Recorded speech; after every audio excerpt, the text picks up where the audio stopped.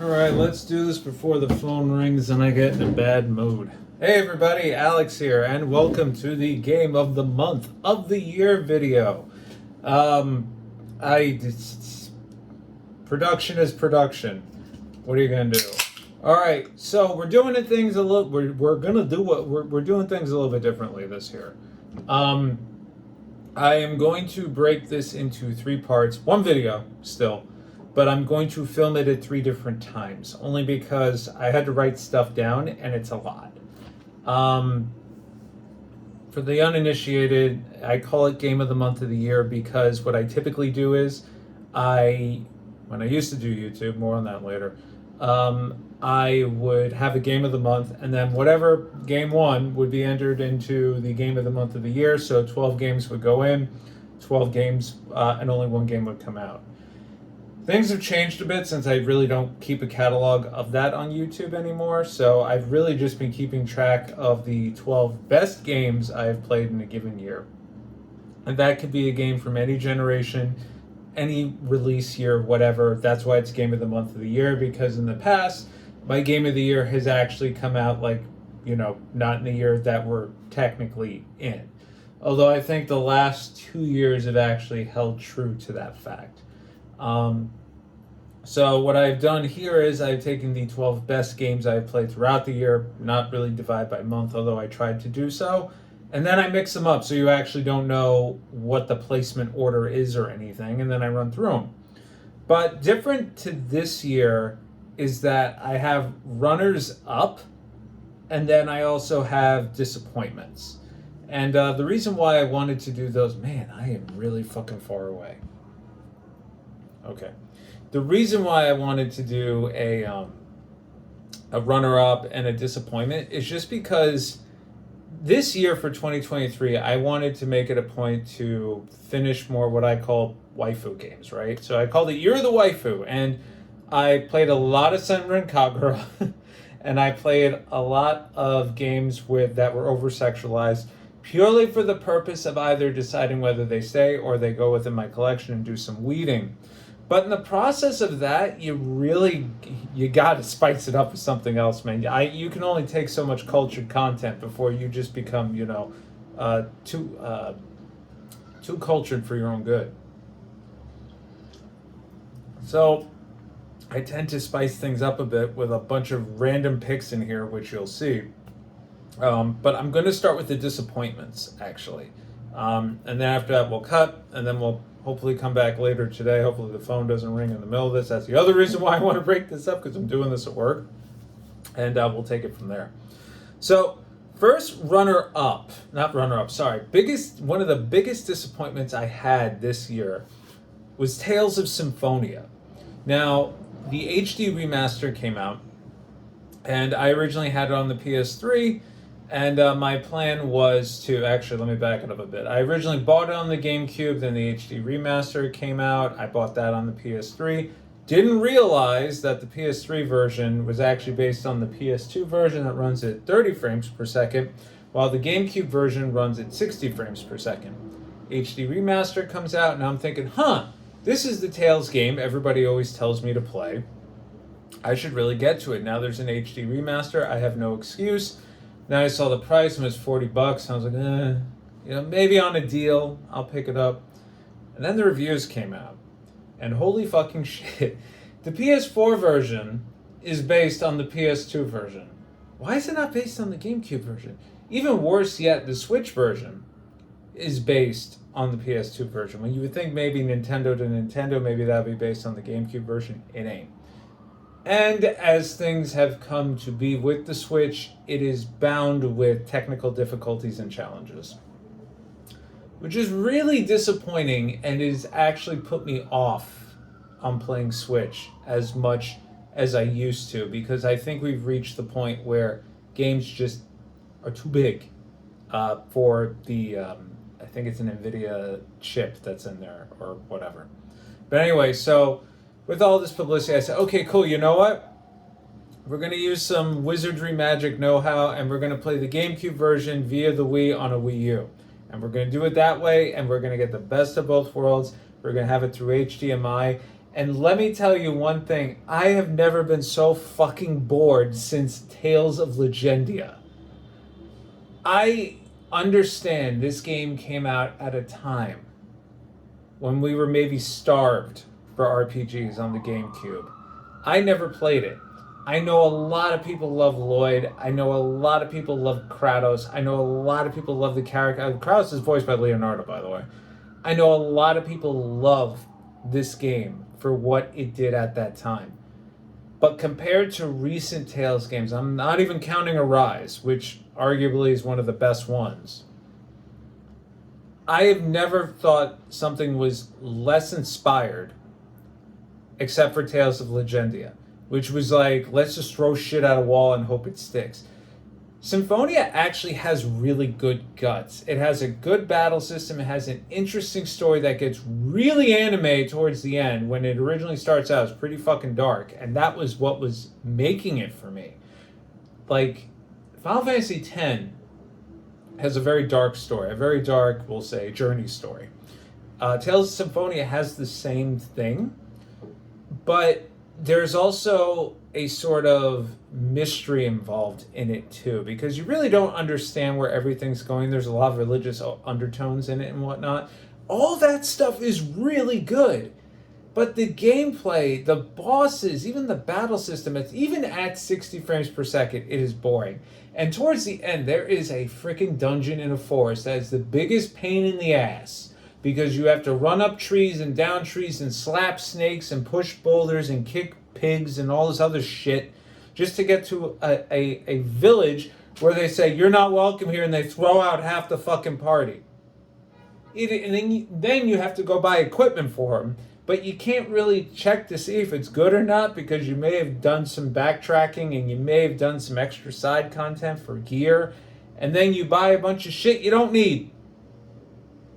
That was my experience with Tales of Symphonia. Final boss fight was pretty epic as Tales games do, but what I am realizing more and more with the JRPGs I play, a lot of them, and they're all guilty for the most part, they do not know how to end their own games. They write themselves into a corner. They make these boss fights and they're like, okay, we gotta add more, we gotta add more, we gotta add more.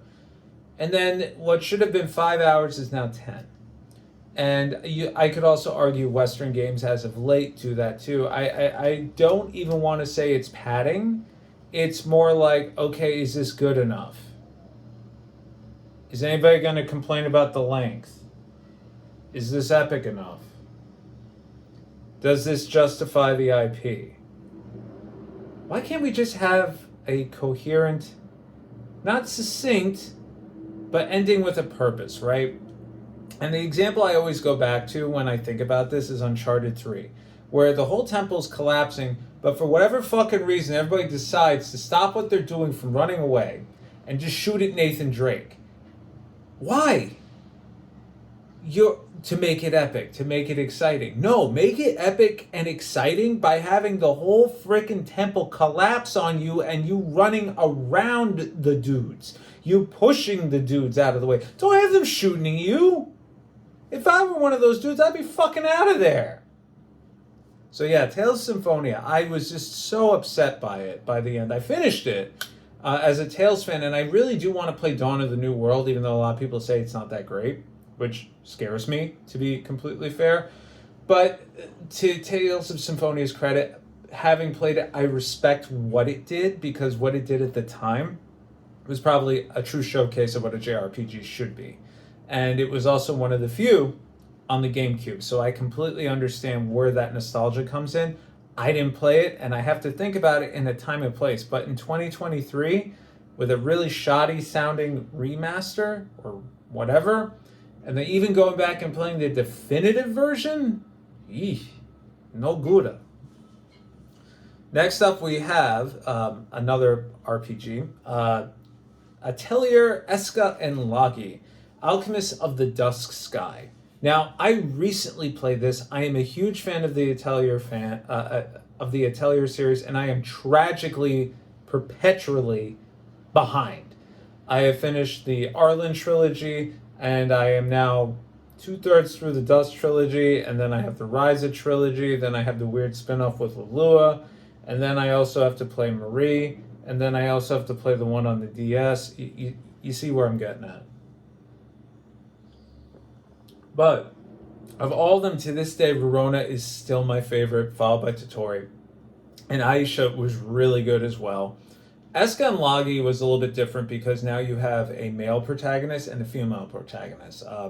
Lagi, or Logix, being the male protagonist. And you get to pick, and you get a different perspective. And each of them, they're not really silent protagonists. Each of them have a personality. Eska tends to fall into that typical alchemist role where, kind of bubbly, kind of silly, a little bit naive growing up, teenage girl sort of thing.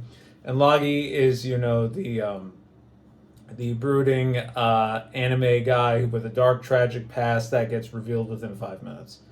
And ultimately, I think that's where this game really fell short for me.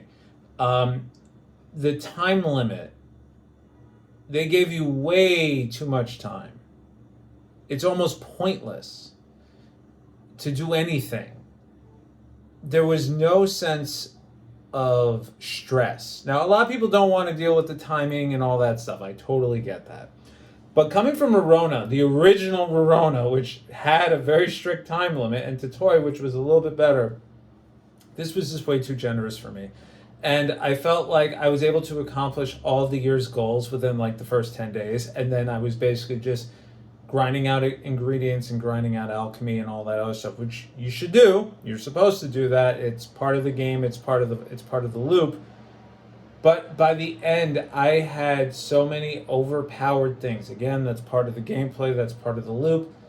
It made, even when I engaged in the super difficult boss fights, it made them trivial. The final boss, I accidentally triggered the hard version, which I didn't know. And ultimately, I couldn't beat him because you have to be like level 99. But when I went back to my save before that dungeon and fought the normal boss, it was such a pushover to the point where I was like, man, it's almost like they want you to level up to 99. But it's just, I don't know. It felt so inconsequential. And usually that's what I like about the Atelier games is it's not a huge save the world plot. This one's just about exploring this wacky dungeon and finding out about, not a dungeon, a temple in the sky, dusk sky, and basically just going on an archaeological dig. You work for a research and development team as an alchemist, and it's weird because your team is technically defunded, but they kind of combined you into a bunch of different departments, and by doing that, they were able to keep you on, and then you become like one of the best members of the team. And then ultimately you get recognized by the Capitol and all this stuff.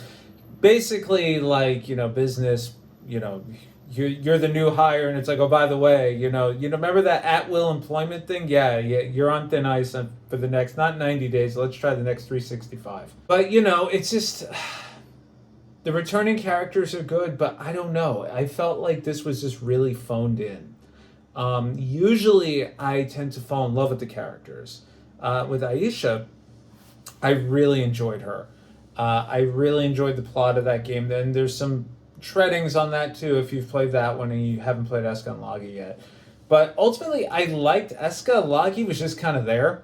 And all the other characters, even the reoccurring ones, they're kind of just there to fill space. Really, the only one I felt that got a lot of development was Alan, who's Eska's brother, voiced by Johnny Young Bosch. So, that's always good.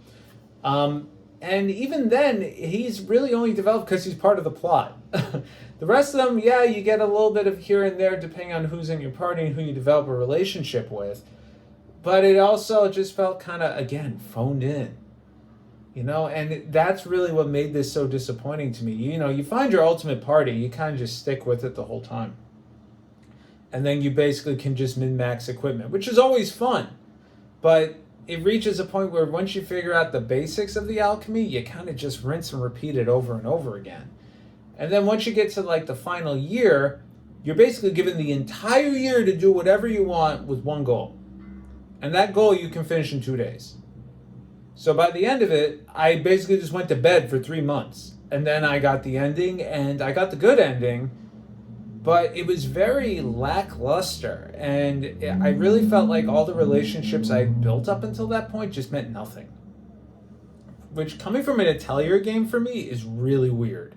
So I'm hoping this is a one-off, and maybe I was definitely in the mood for one, but I'm hoping just for whatever reason these particular characters didn't mesh with me just like I thought they would. But I'm looking forward to the next one regardless. Next big disappointment was Vampires the Masquerade Shadows of New York. This is a sequel to Coteries of New York. These are visual novels. Very short visual novels. They're more like choose your own adventure visual novels, so to speak. And being a visual novel, being based on a tabletop RPG, which is really based on, I guess you could say, social strategizing or social battles. And by social battles, I don't mean like throwing insults back and forth. It's basically like reading the room and kind of playing your angle to get what you want, like a manipulation sort of thing, as vampires do. The first game was really freaking good. You got to pick your starting clan, and then from there you got different perks throughout the game, and then you would get into these different situations where you would get to choose your own adventure and go about. The artwork is gorgeous. The sound is pretty good as well. There's no voice acting. So the second one comes out, and I'm like, oh, yay, this is going to be great. The first one was so good. It was, short and to the point, 8 hours, but there's different paths if you want to go back. This one, you don't get to pick a class. You basically have a set character who is a journalist who has recently turned. And then you basically play with, like, I guess you could say her moral fiber with how she's going to play out in the game. I can't tell you how much none of that shit mattered. I basically was just going from point to point to point, answering the way I thought I should answer something. Like, how would I answer this? Not how would the character answer this? And maybe that's where I screwed up. But by the end, everything I'd worked to, basically it's a murder mystery. And as a journalist, they're like, oh, she's probably the best one for it because she used to be an investigative journalist. And there's a whole backstory into that as well.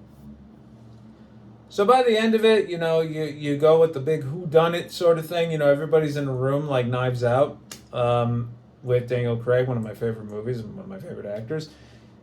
And then after that, it's like, okay, I guess that's that. And then the credits just roll. It's like, what the fuck? There was no payoff. It was just so empty. And I was like, I must have missed something. Like, I must have got the bad end or something. So I replayed it like a few weeks later, and I didn't say anything to anybody. And I got the same fucking result. So I think that's just how it's written. I was so disappointed considering I loved the first one so much. Is it worth a play? I would say yes, if you're into Vampire the Masquerade. If you're into like sort of like these social strategizing games and, trying to play the field and, manipulate situations and whatnot. I just think coming off of Coteries of New York, which had much higher stakes, I think just more so your character is actually more directly involved. And this one, everybody kind of just talks at you. So maybe I just didn't pick the right options to get more involved in the plot. Which was kind of the same problem I have with Cyberpunk 2077.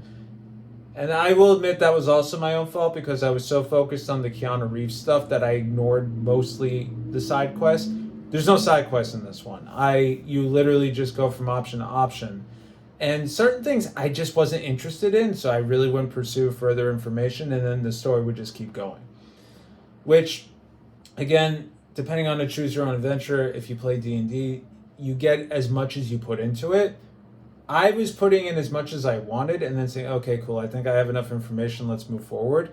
Apparently that was wrong. Apparently you're supposed to exhaust everything, from what I gather. And then the last game, second to last game I was disappointed in was Oxenfree 2. Now, longtime people know I loved Oxenfree. I love time travel. I love timelines. I love parallel realities. I love high school kids getting into some weird supernatural shit. Oxenfree 2 took everything that was good about Oxenfree 1, tried to make it bigger, tried to bring it a little bit more into the modern day with some new characters, and it fucking did the same thing all over again, which you cannot do because you already did it. I get it. You could argue timeline, time loop, blah, blah, blah, blah, blah.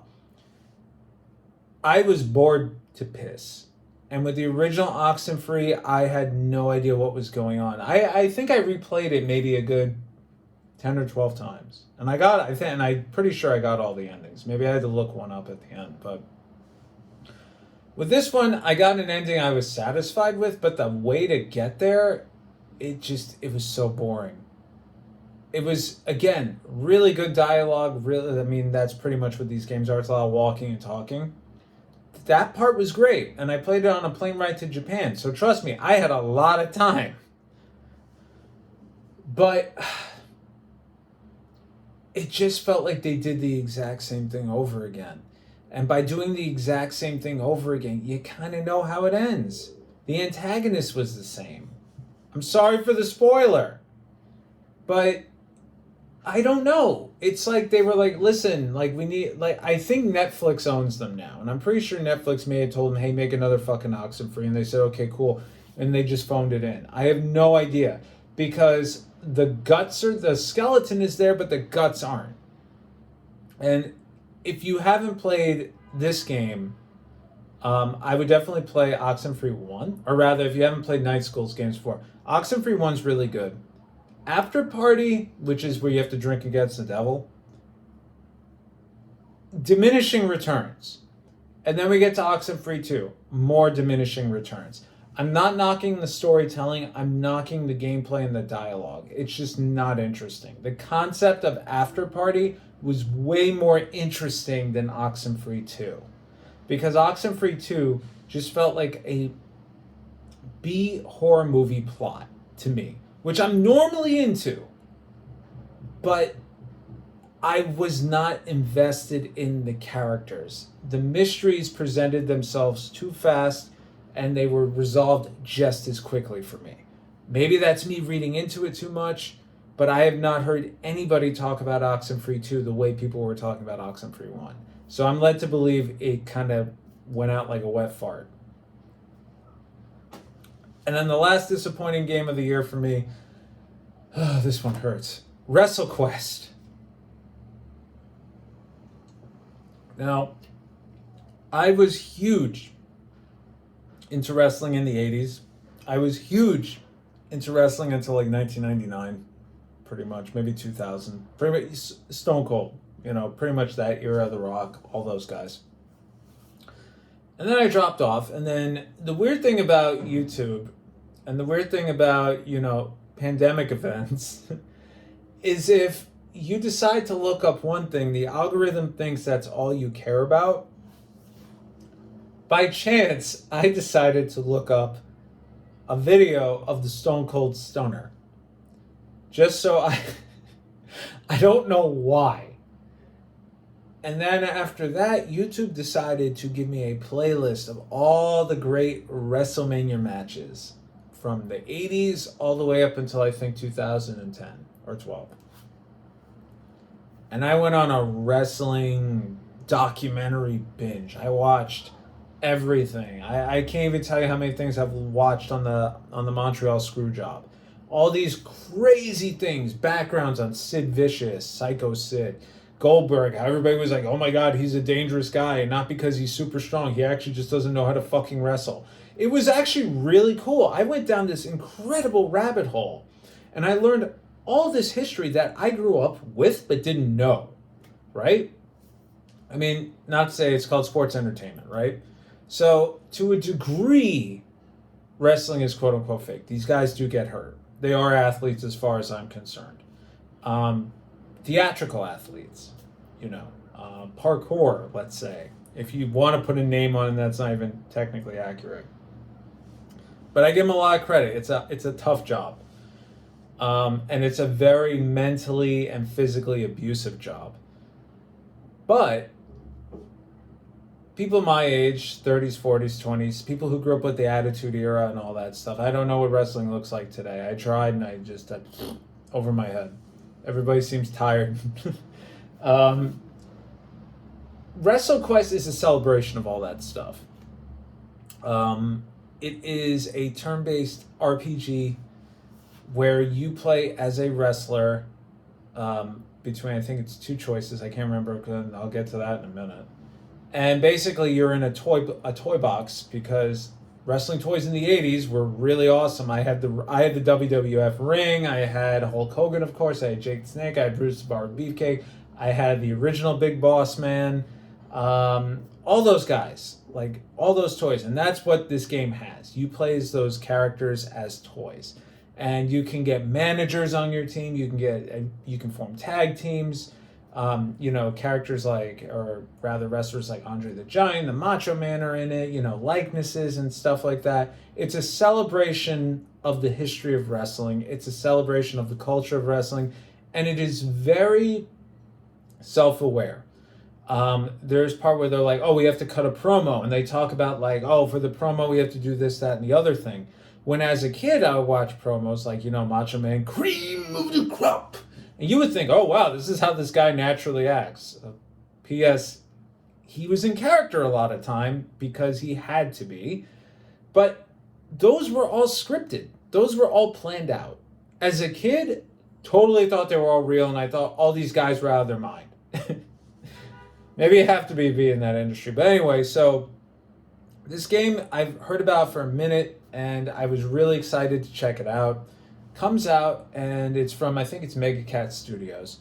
And I was thinking, oh, maybe I'll get on the Switch. And then I was afraid because Switch. And I was like, maybe I'll get on the PS5.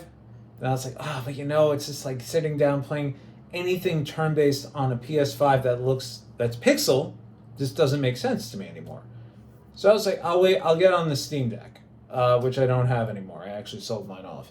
And I was like, and I'll play it there. So put on the wish list. Out of nowhere, like 3 weeks later, the thing gets discounted like 50% to like $15. And they're like, oh, it's a celebration of the game and all this stuff and the holidays coming up and all. I was like, oh, sweet. All right, cool. A tutorial should not last 2 fucking hours. A tutorial should not last all through chapter 2.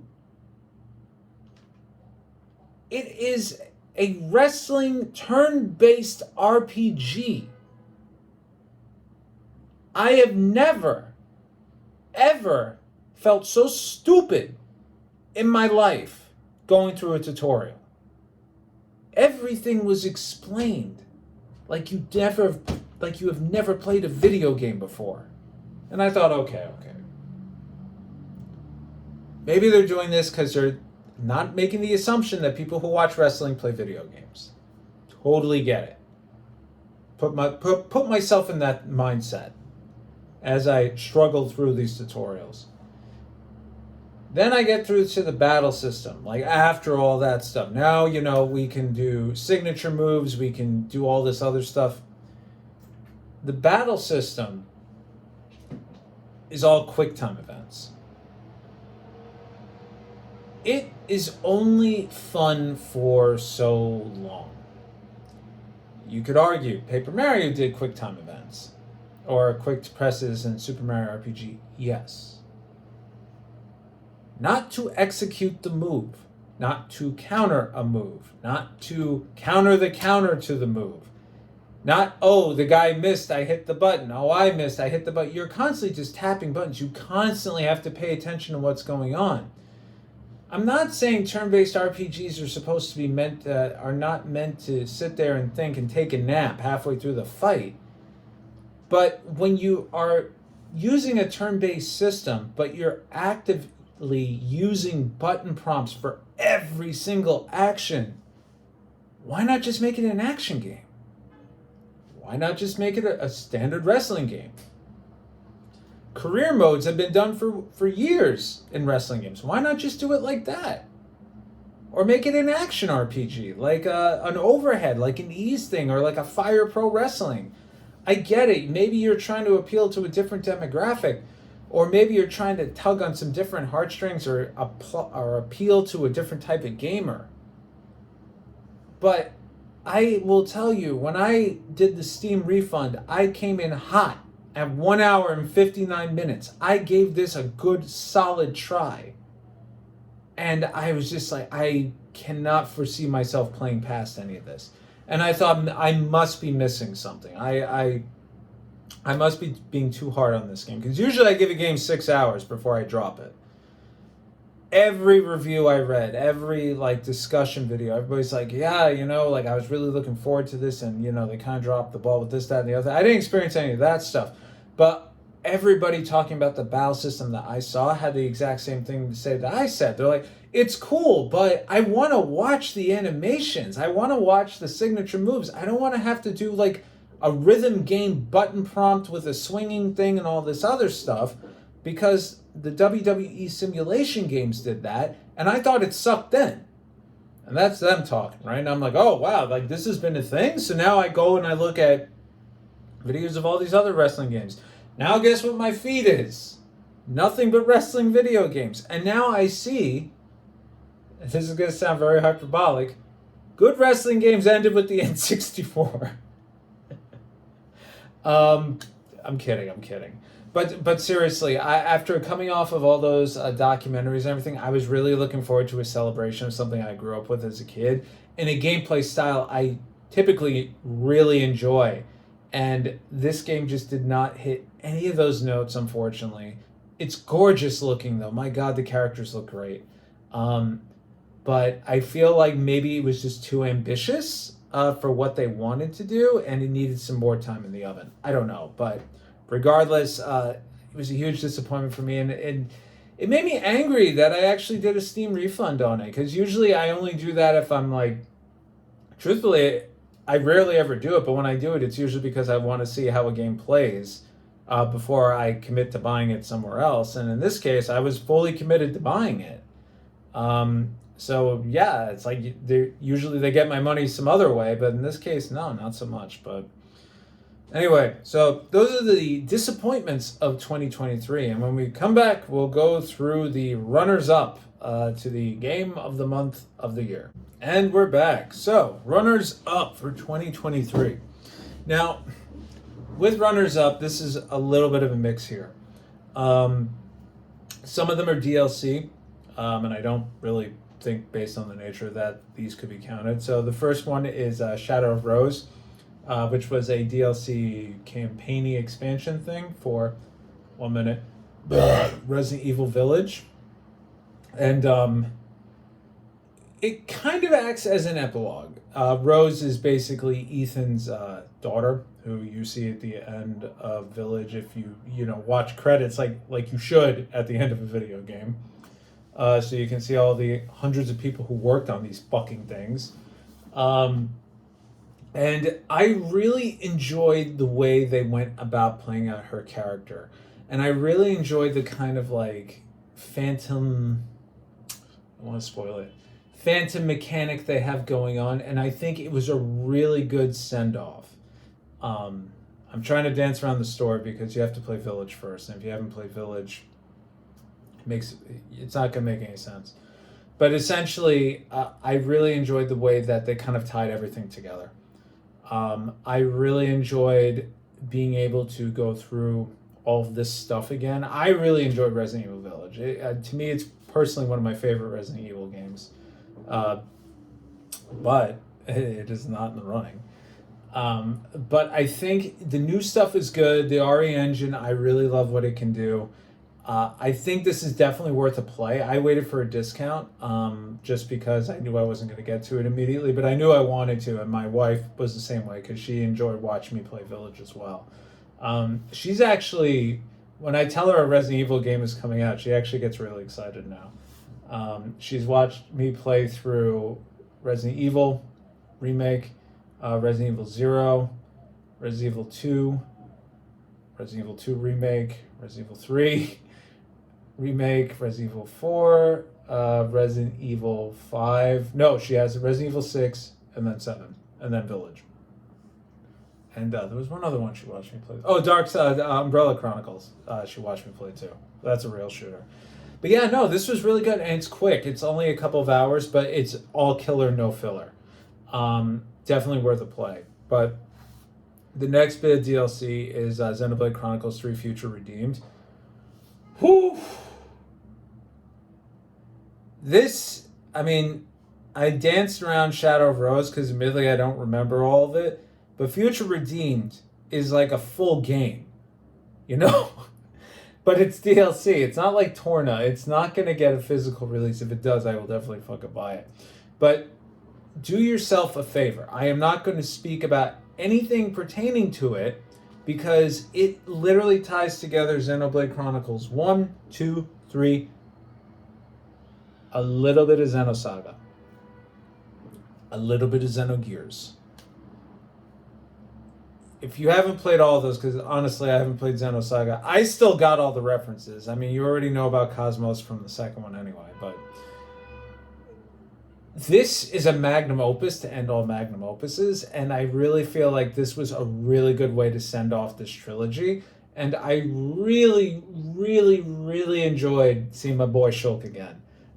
He's admittedly one of my favorite protagonists in all of RPGs. I just love the fact that he is just so gung-ho and he's very intelligent, and the Monado will see the future, you know, and all that. And in this game, I feel like he was in my main party the whole time. I never took him out. And I played as him the whole time too. But it's so cool. It's just so cool. It's kind of like a celebration of the series, but at the same time, it's not like a campy, phoned-in fan game. It is with a purpose. And if you played all those other games, or at least you're vaguely knowledgeable about them, you're going to get a lot out of this DLC. It is so packed with content. There's side quests, there's new areas to explore, the battle system has been refined yet again, because it seems like they have to do that with every game. This is definitely the best one, I think. Notorious Monsters or Marks or whatever the hell you want to call them are back. I spend a lot of my time just doing those every single time. Music is off the wall. Everything, the final boss fight, oh my god. So epic. And it's sad. You gotta play it. You gotta play it. But if you haven't played at least Xenoblade Chronicles 3, at least play that one and then go into this one. I don't even think that's a good idea. I really think you have to play all three of them, but I'm basically telling you to play 300 hours worth of games to play 10. But it's really good. It's so fucking good. Now, for actual games, a full game rather, and it's The Chant, which is a AA survival horror game that literally came out of nowhere at some point last year. Pretty much the plot is kind of like one of those mid-2000s horror movies. You play the titular character, who I forget the name of. She is under a lot of mental distress, and her friend is apparently living in this colony on a resort, a remote island off of, I think it's New England. Invites her over to spend some time at this wacky fucking cult. And she has no idea it's a cult. She thinks it's like a feel-good retreat house. You get there, oh no, it's a cult. It is definitely a cult. And there's this, it opens up with this weird, like, trippy, like, magic edible thing. And it's all like a 1970s movie. And then there's this whole thing with colors and all this other stuff. It's a really strange game. But it's fun. The voice acting is horrendous. The motion capture is just as bad. There's one character, he like has a meltdown in the middle of the game, and the whole time his face is like, but nothing is coming out. He's like, oh no, and he just jets down away. But he runs, but as he's not running, he's kind of like doing the walk, like the speed walk, and then he dies. But it's just, it was. Have you ever played a game where it's like comfort food? You play it and you're like, this is terrible. I should never recommend this to anybody. This is something for me and me alone, and I'm going to order Domino's Pizza because I'm very upset with myself right now. That's what this game is. And I am recommending. It's cheap. It's a AA game. You have to remember that. Keep that in the back. This ain't no Dark Pictures, okay? Those are AA, but those are like AA and a half. When they don't get the budget like they did for The Quarry, which was also really good. But this was fun. It's I don't think it takes itself too seriously. It's more, I'd say, puzzle-driven than anything, which is fine. The combat for the end boss is kind of lame.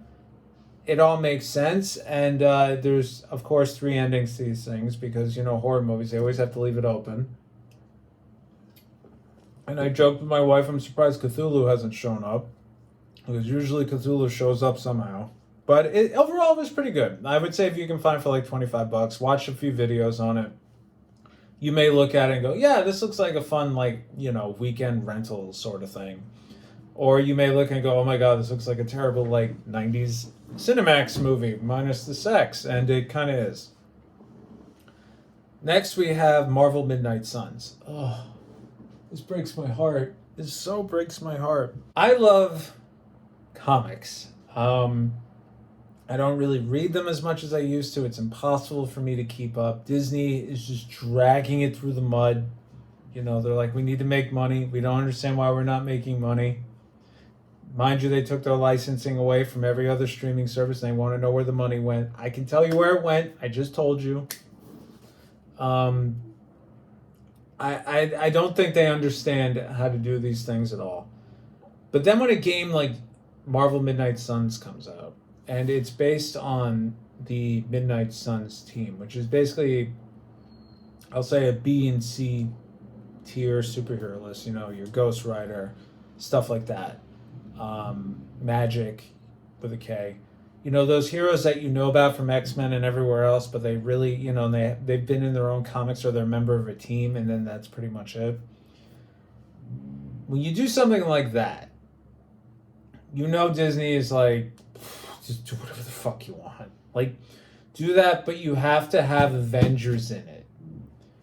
And this game actually, it plays into that. Where it opens with the Midnight Suns, and, they're doing everything on their own. And then at one point they go, oh, the Avengers are going to come in. And then one of the characters, I can't remember who it is, literally goes, why do the Avengers have to come? It's like every time, send the Avengers, oh my God, we do the Avengers, blah, blah, blah, blah. And it's kind of what Disney did with Marvel Infinite. Put the Avengers in there. Don't put Wolverine or anything like that. So, of course, the Avengers show up in this, and the Midnight Suns are pissed off about it, because the Avengers are kind of like the dads, It's obviously, Cap and Tony. Who else is in there? Not Luke Cage. Captain Marvel, Carol Danvers. Who else was there? Doc Strange. All those guys show up, and they're pretty much like, they kind of just commandeer everything from the Midnight Suns, which is kind of shitty. And there's a little bit of like a team clash in that. But as the game progresses, different characters come into play. Spider-Man shows up. These guys are on the cover, so it's not a spoiler. Wolverine shows up. And the fun thing is that they play into the mythos of these characters, right? So your character, who's a no-name, protagonist, voiced by Matthew Mercer, if he plays the guy, pretty much he is a sort of immortal that defeated this great evil a long time ago, and now he's back because he's the only one that can stop it again, and he's hundreds of years old. And he's very up to date with modern technology. He's not disturbed by any of this. And he's made of magic. He even says at one point, I'm made of magic, But it's really cool because Firaxis, for all they did with XCOM, I feel like they bit off more than they could chew with this game, and I'll get into that in a minute. But pretty much, you have a base, and you're able to interact with the different heroes as you progress through the story, and you build up relationships with them for different special moves and abilities and cutscenes and all that stuff. All well and good. You can play video games with them, you can watch TV, you can drink with them, you can do all this stuff. It's really fun, it's really cool. But the mythos part is really fun because the main character knows he's hundreds of years old. And a little bit of a spoiler, Wolverine is also hundreds of years old. So the two of them are sitting, it reminded me of this panel from one comic a long time ago where Wolverine is drinking at a bar with Captain America and they're just slamming back shots. And because of the super serum and the healing factor, the two of them can't get drunk. So they're like, how many of these does it normally take you? It's like, just keep going. And Wolverine goes, when was the last time you were happy? He goes, when I punched Hitler in the face. I was pretty happy at that point. It's like old men talking. So Wolverine's talking to me. He's like, he goes, how's it feel to be a couple 100 years old? And he goes, well, I slept through most of it. What about you? He's like, oh, yeah, I feel it from time to time. But it's really, that stuff to me is always the most fun part. When you have people that are into comics writing for comics characters and they're not being held back by a plot, or they're not being held back by producers or a Disney or something like that. They really celebrate each and every one of those characters in there. When it comes to the Avengers, they do sort of have to do a little bit of the Disneyfication, but for like the Midnight Suns characters, they got dark and gritty. With Wolverine, they were able to do a bunch of fun stuff too. Spider-Man, they were always able to do fun stuff with him because Fox doesn't give a shit. But it's a really good game story-wise. It's really long.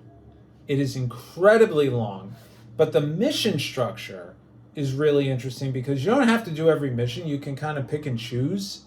Some missions are harder than others. Some give you different rewards, and you're required to use different heroes. So, for instance, if something's going on in New York, maybe Spider-Man will be like, oh, I have to go on that one. And, Spider-Man will be on your team, and then you could pick somebody else. And if it's an optional mission, you don't even have to participate, if I remember. You could put somebody else. So, Captain America, Carol Danvers, and Spider-Man will basically destroy everything.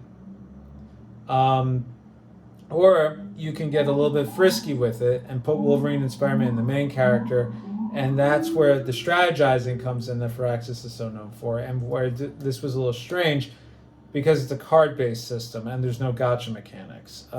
There's a crafting system, but there's no pay-to-play. All these systems I feel like were supposed to be some sort of like mobile thing, and they just never found their way into that game and found their way into this game. Because you can craft cards and enhance them and everything else, but you know what the results are. It's not really random other than you collecting resources to try to draw from packs. But it's not that it's out of place. It kind of makes it interesting. It kind of makes you replay missions and whatnot, which I guess was the point. But it also feels kind of pointless because once you get the cards you like, you can kind of you're just going to upgrade them. And then you kind of stick with it. Just like with me, my main team was Spider-Man, Wolverine, and the main character. And then if I had to switch somebody, it would always be Carol or it would be Cap. And I'd do that. And then you get to the last mission, and as these things go, guess what? You better fucking leveled up a bunch of people. I'm just putting it out there. But the last sequence of fights are really fun. And they really push the strategy angle to it because it's not like an XCOM where you have a huge area. It's more of like an arena, and you basically have to manipulate not only your movement and your attacks, but how your attacks operate with one another, right? So some attacks will knock characters back. Some attacks will like Spider-Man will pull characters forward. Wolverine can slash characters back. You can slash them into barriers. You can slash them into other heroes who will do an assist attack. You can do all these things. You can combo them into each other to add extra turns, like stuff like that. So it's a very kinetic, very movement-based system. It's not so much like, oh, it's Wolverine's turn, slash, slash, slash. Oh, it's Spider-Man's turn, slash, slash, slash. Oh, it's their turn. Okay, oh, I got hurt. You can actually push your turns very long if you can manipulate the system well enough and you have a decent deck of cards in hand because each character gets their own deck. So you can configure the characters the way you want, technically. But you have to be able to play that card game. So it's really like 4 different strategies in one. So you could literally work it out where Wolverine will attack somebody, get you an extra turn, then you get Spider-Man who can pull characters towards Wolverine, who will then knock him into something else because he has counter. It's really fun. I am not doing a very good job at describing it, but when you put all those systems together, you get a really engaging package. The DLC, which I haven't bothered with, adds Deadpool because Deadpool, adds Storm because I don't know why, and then Venom. Again, Storm is not, I like Storm, but she's not really who I associate X-Men with. Everybody associates X-Men with Wolverine at this point. Everybody associates Deadpool with Deadpool. So of course they had to have Deadpool, but putting in Storm and then making an expansion with Venom, who's already in the main game, really interesting. And unfortunately, I don't think this game sold the way they thought it was going to sell, because as of this recording, you can find it for $20 really easily, and that's a steal. This is like 40 to 50 hours worth of strategy RPG. If you're into superheroes, if you're into strategy games, you gotta play it. It is phenomenal. I don't think it made enough money because the production values in this are extremely high. And then the last game is Final Fantasy Theatrhythm Final Bar Line.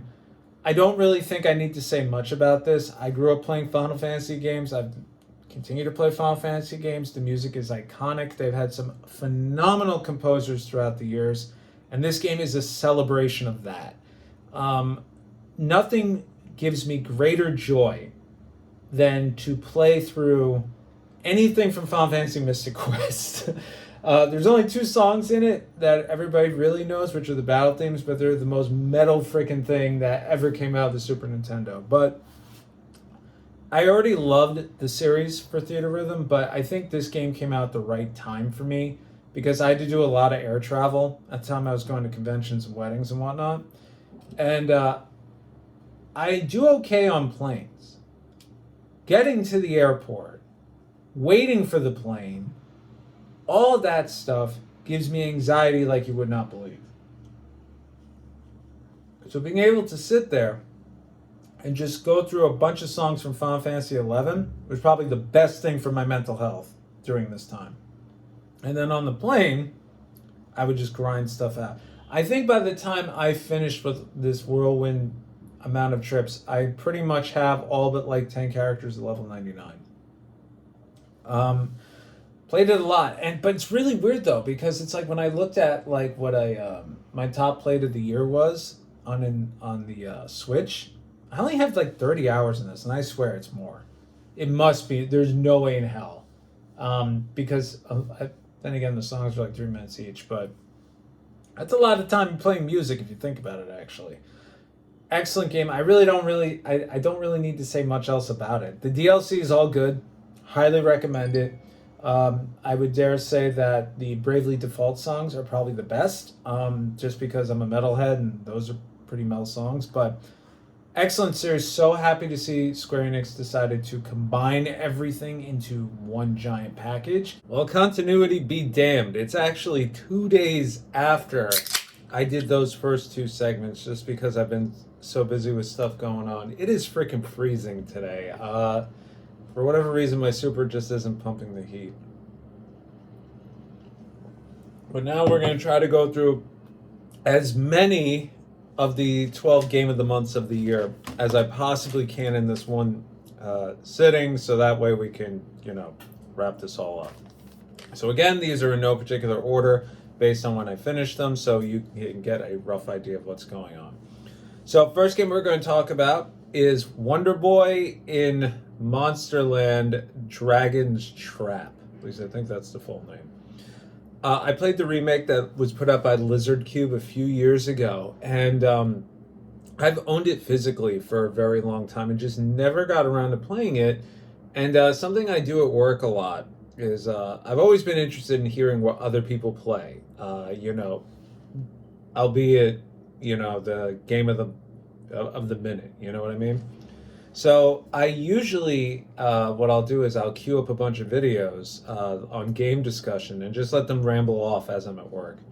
So I eventually finished that entire list, and in a stroke of genius, the YouTube algorithm decided, hey, let's show this old My Life in Gaming games we played in XYZ year video that Alex watched like 5 years ago.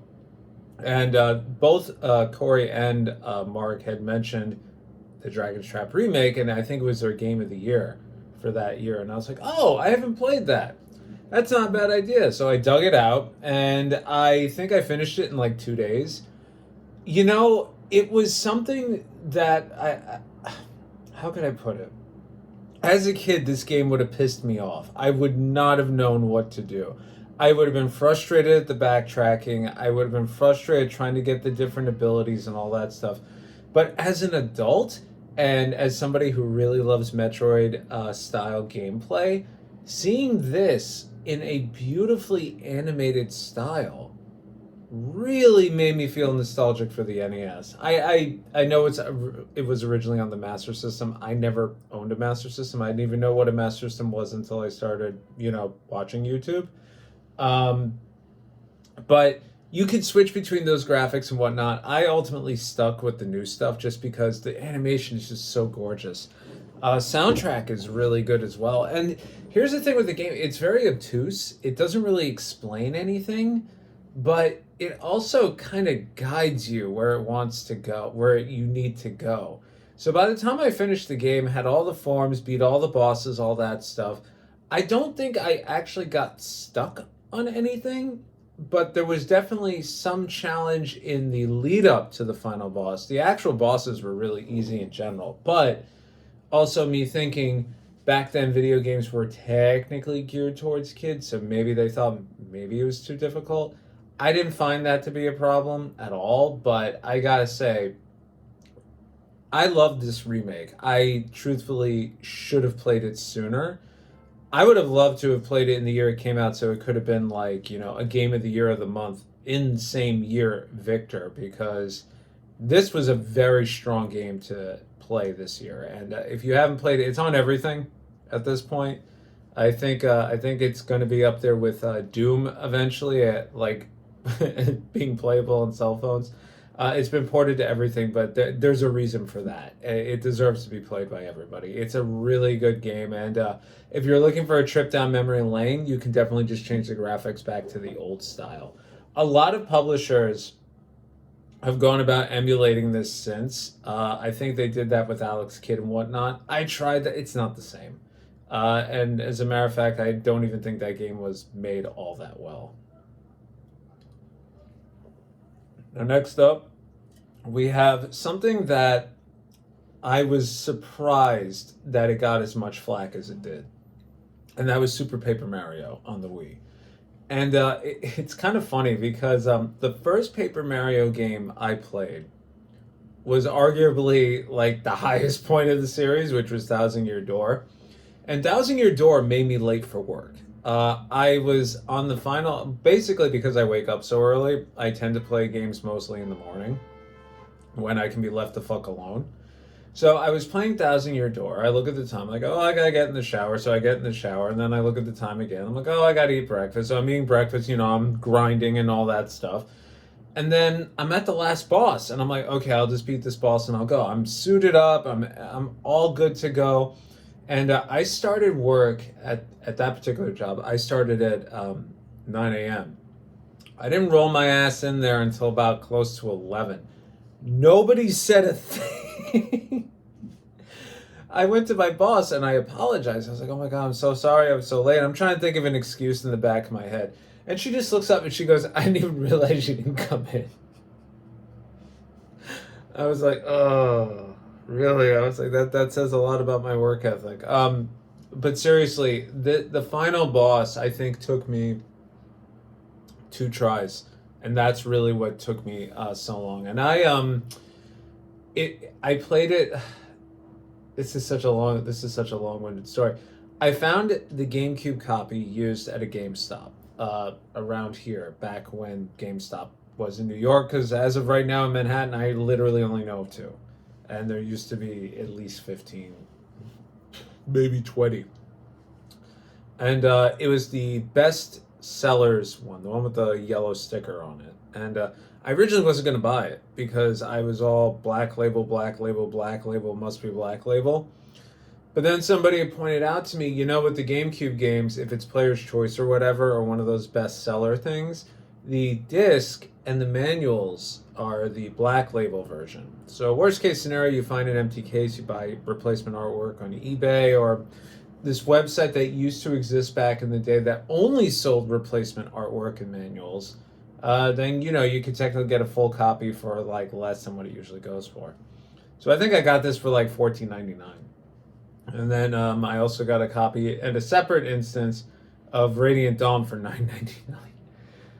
So this tells you how long ago it was. was. But when I got it home, this was something I played immediately. Because everybody was going on about Paper Mario, Paper Mario. You gotta try Paper Mario, and I was really into the beginning stages of collecting. So, I was like, let me get Thousand Year Door, and I'm like, oh, let me get the Wii version. Oh, let me get the N64 version. And I saw the price. Let me not get the N64 version. I eventually got the N64 version, boxed, because I really enjoyed Thousand Year Door that much. So. From there, having played that, I was really invested in the series, and I don't play. Truthfully, I haven't played Sticker Star or anything else like that. I played the original one, of course, and then I played the GameCube version. And then coming into this year, I was like, you know what? Super Paper Mario has been sitting in the backlog since the day I bought it back in like 2013. We're gonna fucking play it, and I'm gonna understand why everybody says this game is shit. And I'll be honest, it's not shit. It's different. And there's a crux to the situation. On one hand, I appreciate Intelligent Systems doesn't want to make the same game over and over again, because they kind of sort of do with Fire Emblem at this point, but they spice it up a little bit. With Paper Mario, they're pretty much given free reign to do whatever they want, it seems. So with this one, they decide to make a weird RPG platformer 2D, 3D hybrid. And it is a very strange game because of that. The boss fights are like action platformy, jump up and down, hit him in the head with a hammer, do all that stuff. But your characters, because you eventually get a party, once again, it's not a party in the traditional sense. It's more like each character in your party has a different ability you need to get through a level. So Mario can change perspectives from 2D to 3D. It's not a spoiler because it's on the box. Peach can glide. Bowser is like heavy duty damage. And the last character you get way towards the end of the game is able to basically jump super high, if I remember. But all the paper stuff is there, but it's more like Microsoft Paint. Like there's instances where stuff shows up and you literally see a cursor come and like do a drag and drop. It's kind of strange. While with the original Paper Mario, like Thousand Year Door and whatnot, it was kind of like peeling back pages and layers. It's not so much that. It's more like this weird early 2000s computer graphic styling, I guess. The worlds are levels. And the levels are divided up into chapters, like, usual Mario, 7 chapters each. So basically 7, levels in a world. And the humor's still there. But what I would say is the main difference for this one is that I honestly felt like this story had a moral to it, while Thousand Year Door didn't. And the original Paper Mario definitely didn't as well. This one actually is kind of sad, to be completely honest. And it's like disguised by humor and, Mario and Luigi and co. running around like jerks doing silly things. And in that regard, when I finally finished this game and went through the final dungeon, which to a degree the platforming is a little bit puzzly in the last level, which I really appreciated, I was more like, wow, I went through all this shtick to get to this huge payoff that I saw was coming, but it was still emotional. And I was just very surprised. Like, it really shows you, like, the writing behind these games, whether it's for the humor or anything else, is really damn good. Because it's a Mario game. I'm not supposed to get upset at a Mario game. If a Yoshi... Honestly, Yoshi is not my favorite character, but when you see a baby Yoshi in danger, you're like, oh, but in this case, you're like, oh no, oh my god, like, this is the ending? There has to be another ending. Like, like one of those things. And that was very powerful.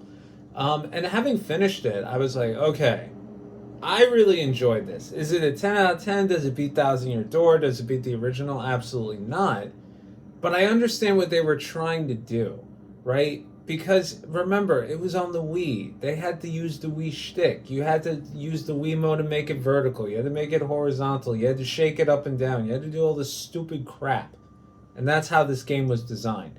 To its detriment, in hindsight, maybe. But at the time, that was kind of accepted. But I think it's definitely worth a play. I would hope it gets a remake. It would definitely work well with the Switch and the gyros, if you ask me. Elephant in the Room game, Alan Wake 2. Oof. Gonna need another Diet Coke for this one.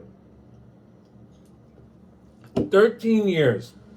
It took 13 fucking years to get Alan, and this is a spoiler, so cover your ears, children, to get him out of that goddamn lake. It took 13 fucking years to get him out of that goddamn lake. They go to the lake in the beginning, all right? We'll start with that.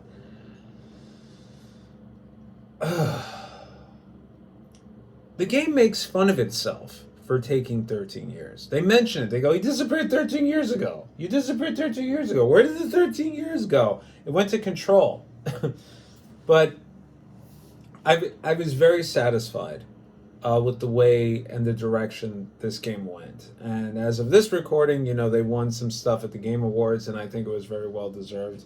And I think Sam Lake looked like a pig in shit. He did not know what to do.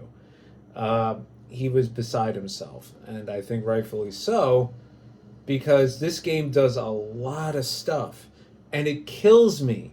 It absolutely freaking kills me that they, meaning Remedy, tied all of their universes together into this one game. They finally acknowledge it fully. They hinted at it in Control, they hinted at it in Quantum Break, and in this game, they finally celebrate that fact. And it's obvious by the way things go down, by the interactions, by what you see, all this stuff. And I don't think it's a mystery, but Lance Reddick was in Quantum Break, and he's not in this game, and it's very obvious that he had a role in this game. Or one was put aside for him. And he's just not. And the person who fills in for him does a really, really phenomenal job at trying to fill those shoes, but it's not Lance. You know it's not. And you could tell, even I believe they what's the word I want to say? That they acknowledge the game is in memory of him and a few other folks too. And I want to say if they weren't rushed off the stage at the Game Awards like everybody else, they would have even mentioned him there, because he was very involved in Quantum Break, and more so because that game, if you don't remember, Remedy's always wanted to make a TV show, and that's very obvious with the original Alan Wake. It's very obvious with Quantum Break. It's a little bit obvious in Control, but with Alan Wake 2, they're doubling down on it, because they're not doing they have chapter closures with end theme songs, which are thematic and make sense within the narrative of the game, but they also really went ham on that interaction of in-game graphics and live action acting. And it's really cool because some of the actors aren't real actors. I think they're actually the dev team, and their acting is terrible, but you could tell they're having so much fun. They are just so happy to finally make this game. And the best and worst part about this game is that it's a horror game. And the way I say it's the best, because the original Alan Wake, I considered it a survival horror, truthfully. But in this game, because of the way it flows, and you play as two different characters, so I'm not really going to go into how that dynamic works, because you have to see it for yourself. But at one point, Alan goes, "This is a horror story." And when he says that, you're like, yeah, we know. But then graphically, environmentally, thematically, you're like, oh no, this is a legit horror story.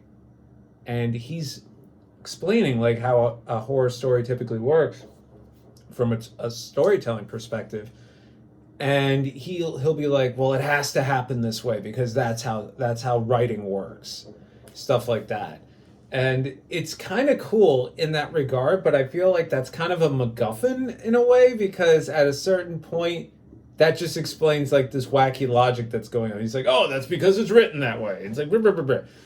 Maybe that's Sam Lake, literally just being I realize we write ourselves into corners all the time, so I'm just going to explain it away, And that's where I was like, okay, it's kind of cool, but then at the end you're like, oh my god, how many times are we going to do this? But it's hard. The game is hard because of that. And I went through the whole game on normal mode. Toward the final boss fight Well, close to the final boss fight. The old gods of Asgard get to play a song, and if you've played American Nightmare, you know I love those guys. The soundtrack to this game is outstanding. The fight itself, it's not really a spoiler, but there's a lot of endless dudes in it. I just said fuck this and turned it to easy because I'm like, I'm tired of just going through this over and over again because it's not a challenge, it's padding. It's supposed to build tension and it doesn't because when the music is playing for the old guards of Asgard, they intermingle a music video. I want to watch the music video. I don't want to be fucking shooting shadows in the face repeatedly. I'll do that, but I want to be able to look up and see them play. You know, I play guitar. I appreciate the fact I'm like, oh, he's actually playing it the right way. Oh, yeah, they did an overdub. Yeah, that's really cool. I like that stuff. So, you know, this is a me problem. And I'm really going in on this game a lot, only because I really enjoyed how the story went. I think, given the amount of time in the oven this game had, it really could have gone left really, really easily, and it didn't. My only gripe is that it didn't come out physically. And originally I was going to wait for a price drop to get it, but then my wife yelled at me because she loved the original. And I bought it at full price, and a week later it went on sale.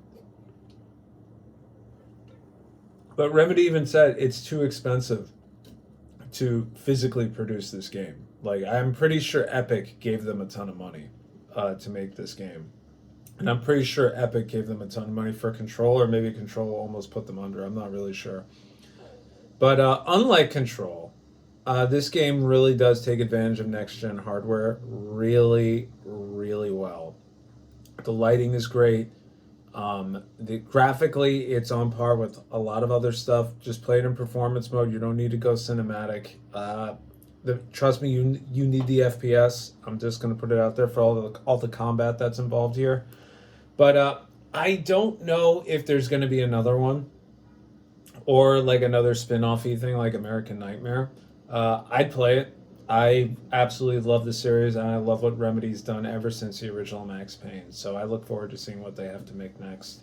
But speaking of horror, let's talk about the Resident Evil 4 remake, or as I call it, Leon's Big European Vacation. Capcom keeps knocking it out of the park with these remakes, man. Like, they know what they're... Even the third one, which a lot of people were like, this isn't so good, it's so short. The original third game was built for speed running. Like, it's not the fault of the game. It's the fault of the fact that they had nothing to go on. Resident Evil 4, on the other hand, was Shinji Mikami's, like, penultimate game, right? So it was met with some controversy, just like 5 was, because of time and place and insinuations and, you know, cultural stuff, which I'm not going to go into. But it's really funny, though, because I remember the first time I played this game, which was not the original, actually. I played the HD remaster of the original. And I'll never forget, at the hotel I was working at the time, that's when I really started to interact with a lot of the cooks, and a lot of these guys were Hispanic from different parts of the world with different dialects, different slang, all that stuff. So I was really getting into all, like, the bad words. And I just kept hearing words from the zombies, and I just burst out laughing. I'm not going to say like coño. I just started laughing. Like, it just cracked me up because it was like, it wasn't immersion breaking. It was just like an added layer to stereotype. And I could not stop laughing. I found it so hysterical. All that's still there. They kept all of it. It is wonderful. But I really, really enjoy how Capcom does these remakes. They really didn't stray too far from the original, if I remember. I think they definitely made some things make more sense, like the president's daughter with the random panty shots for no reason when she's, I think they said she's 18 this time. Who knew? But it's a phenomenal game. I haven't played the DLC. I was hoping it would go on sale before this because I imagined that would also be a runner-up where you get to play as Ada Wong. And it really does seem like Capcom, coming off of the second game, I have no doubt somebody in some investor meetings like, remake all the games. which is fine because they've all been bangers, you know? And Leon, arguably, is one of my favorite Resident Evil guys, followed by Jill.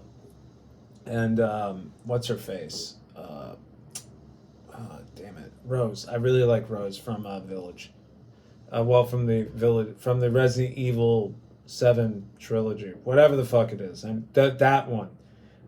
But, you know, I've always liked Leon because Leon's first day of work back in Resident Evil 2, it's like, hey, I just started with the, oh my god. And then all of a sudden, he's a member of a government organization, and then, you know, he's a hardened, like, secret agent, and then, you know, he's suplexing zombies all over the place, which... I kept telling my wife, I was like, wait till I suplex something. She's like, what do you mean suplex? And literally, he just... zombie died. And I'm like, watch this, I'm going to roundhouse kick my way through all these dudes. And I'm doing all that, and she's like, this makes no freaking sense. And I'm like, that's why this game was so fun back in the day. It was the perfect marriage of horror and action. The problem is, as the games progressed, they leaned too much into the action. I enjoyed 5 as a co-op experience. 6, I really did not care for, but 4 had the perfect balance. You were in another country, and admittedly, not a lot of folks have traipsed around Spain. I've been to Spain. It's a beautiful country. Have not been in the mountainside like that. And there was different paths, and, you know, it wasn't confined to, you know, alleyways in a city. It was, you know, a village. It was a mountain pass. It was a mining area. You know, you were still able to have big bosses. You were still able to incorporate a bunch of all that early 2000s action-y stuff, and this fucking siren let him through. Anyway, you had all this action-y stuff going on, and it wasn't out of place. Now I feel like any game I play where somebody falls, I'm like, okay, now we're going to do the waterfall shoot. Yep, there it is, the waterfall shoot. Okay, cool. It doesn't necessarily make sense. It's more of like maybe we can hide the loading screen behind this. Or, you know, it's like a bridge to get them to another area, which, you know, I totally get. But in this instance here, it's actually a progression of Leon through this crazy European vacation. It's a really good damn game. I still think, as much as I really enjoy the original 4, I love this one more. Just like as much as Resident Evil 2 is my favorite, I think I like the remake more in terms of a replay. I definitely want to play this again. I'm just going to wait a bit because truthfully, I think they're going to do 5 next, and I would definitely replay that, especially if they make some... some commendations for a better online co-op experience. Just because I think that would be fun to play with some people over PS5. Now, next up, we're going to step away from all that heavy stuff, and we're going to talk about some gory stuff, and we're going to talk about Warhammer 40k Bolt Gun. Now, this game I actually heard about only because of a review from SwitchUp. And I was originally planning to get this on the Switch. And then I heard there was all these problems. The sound wasn't wrong. And with a game like this, where you're a Space Marine is a big dude, probably 7'2", carrying 500 pounds of metal injected into their body. And they're probably 400 pounds with an artificial heart. I have no idea. I don't know Warhammer lore. But these dudes are big and bulky, and they're heavy. So when you fire a gun, it shouldn't sound like peas being shot out of a straw. It should sound like a Gatling gun that is 50,000 feet wide, and that wasn't a thing. So I think it was Glenn said, I actually played through it on the Steam Deck, and I was thinking, oh, I'll do it that way. And I had a Steam Deck. I don't have a Steam Deck anymore. I was thinking about upgrading to the Legion Go or the ROG, because honestly, like, me and the Steam Deck just did not get along at all. I did all the whack-a-madoo stuff so I could, you know, do other things with it, but the interface, the clunkiness for me, the difficulty, the popping into Linux, the popping out of Linux, the app updates, the not updates, this, that, the other thing, it completely soured the entire experience for me. And trust me, I think it's a beautiful piece of machinery. I think it serves a purpose as consoleizing a PC gaming experience, which I did play one game on here on the Steam Deck, which we'll get to eventually. But it just drove me nuts. I was like, why do I have to fucking prepare everything? I got a Steam Deck so I didn't have to go tinker on the PC like I usually have to do to get the frame rate locked at 60. Or just say, okay, cool, I'm locked at 60. Let's see how much I can push it until I'm not. Like Baldur's Gate 3, which is not on this list, by the way. And I'll get into that briefly. But with Bolt Gun, I was like, you know what, fuck this. I'm just going to get on PS5. And that's what I did. I got on PS5. And admittedly, I'm not a fan of playing FPS games with a controller. But when you work in the same place as you play PC games, it makes it very difficult to want to hang out. I start work at 8:30. I finish at 5:30. I want to play Bolt Gun. I will be there until 8, 9 o'clock. That's too much. That is too much sitting at that fucking desk. We'll put on the PS5. We'll put on some headphones. We'll play standing up because that's what we do when we're stressed. And we'll drink Diet Coke and we'll have a good time. And that's what we did. So anyway, Bolt Gun.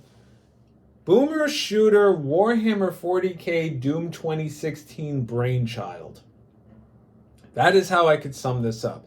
You basically are a space marine. You're on a mission, which honestly I didn't really pay attention to it. I just heard like some bad brain thing was doing bad shit and I had to go kill it. So you show up and basically you just start flying across rooms with a chainsaw, killing dudes left and right. And every level, or chapter rather, you do get different guns throughout the game. You can level up them as well. You just have to find drops, but the game doesn't tell you it's going to level up the weapon. You eventually you know what the icon looks like, but you know if you have like the shotgun and the bolt gun, you may be like, okay, no, I definitely prefer the shotgun. So you equip that, you run into the thing, and then it beefs it up. But you really only get 4 weapons this entire game, which includes the bolt gun. But at the end of every chapter, you leave and you only have the bolt gun again, and then those next couple of levels, you'll maybe get different guns and items that you find and whatnot. So it's really cool in that regard, where it's not loadout based, but it's more like situational loadout. You know, like, oh, I didn't find the machine. Like I was getting shotgun ammo and I didn't find the shotgun at all. You know. So that made it kind of fun because that made me want to go back and be like, wait a minute, I must have missed something. And there's old 90s shooter secrets in the levels, and it'll tell you, you found a secret. And sometimes the secret is just a health pack.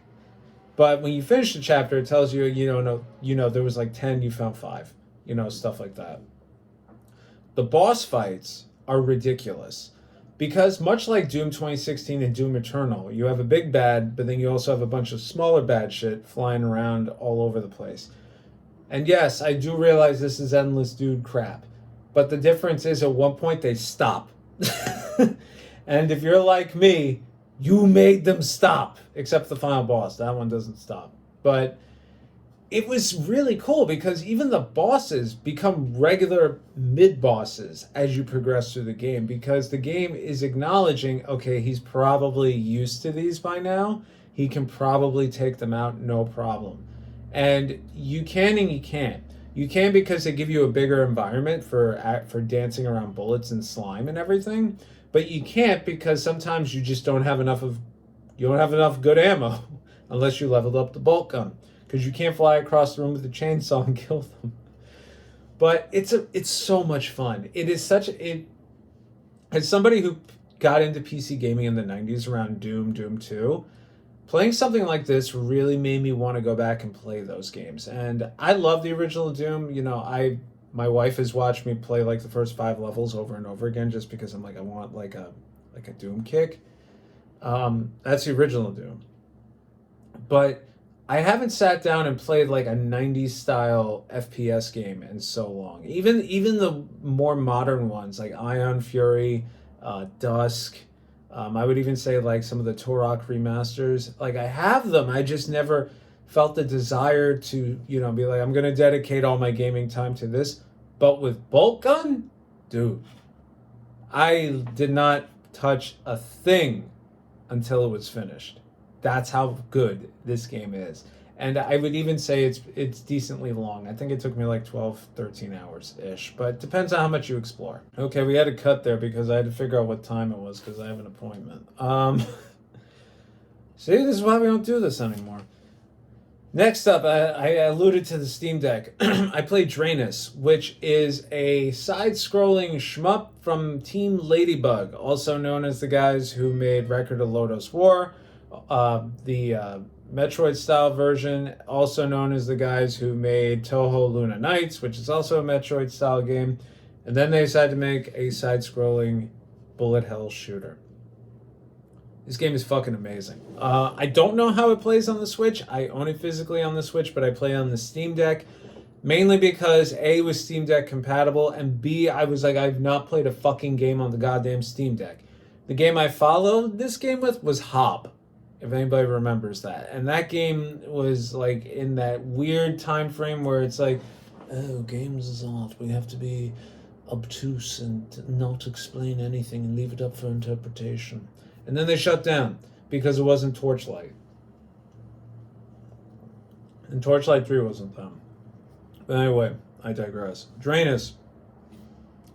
It's kind of a strange game because there's a time travel mechanic in it, and you actually have to beat the game 3 times. I think it's 3 times. It's at least 2, but maybe it's 3. And it gets more difficult each time. And sometimes the stage layout changes each time. But the game is very generous with checkpoints and giving you the ability to kind of power through it. Because here's my thing with shmup games, right? If you're going to finish it, at this point, from a console context, you should have fucking unlimited credits. I understand some of the Cave games, and I think some of the Mobius games or Moss games will do it where you get more credits the more you play, right? So if you play for an hour, you can get 2 continues. You play for 2 hours, you get 3 continues, etc., etc. I get that. It kind of makes me come back a bit, but it also kind of annoys me because I want to finish it so I can see all the levels. And in this case, there is a story and there are cutscenes, so I want to know what's going on here because it's time travel and your boy loves time travel.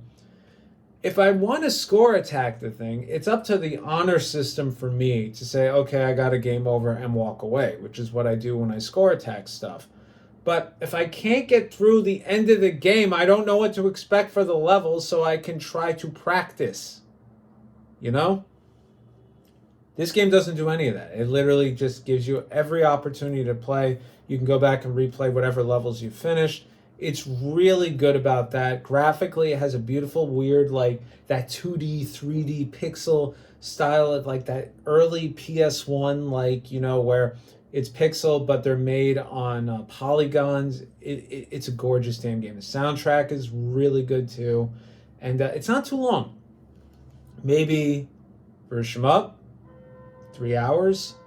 Push it to 5 if you want to go and actually finish this game the right way and basically beat it 3 times. It's so good. It is so good. It is such a freaking shame that for whatever reason they can't put it on. I don't think it's on PS5 or anything else.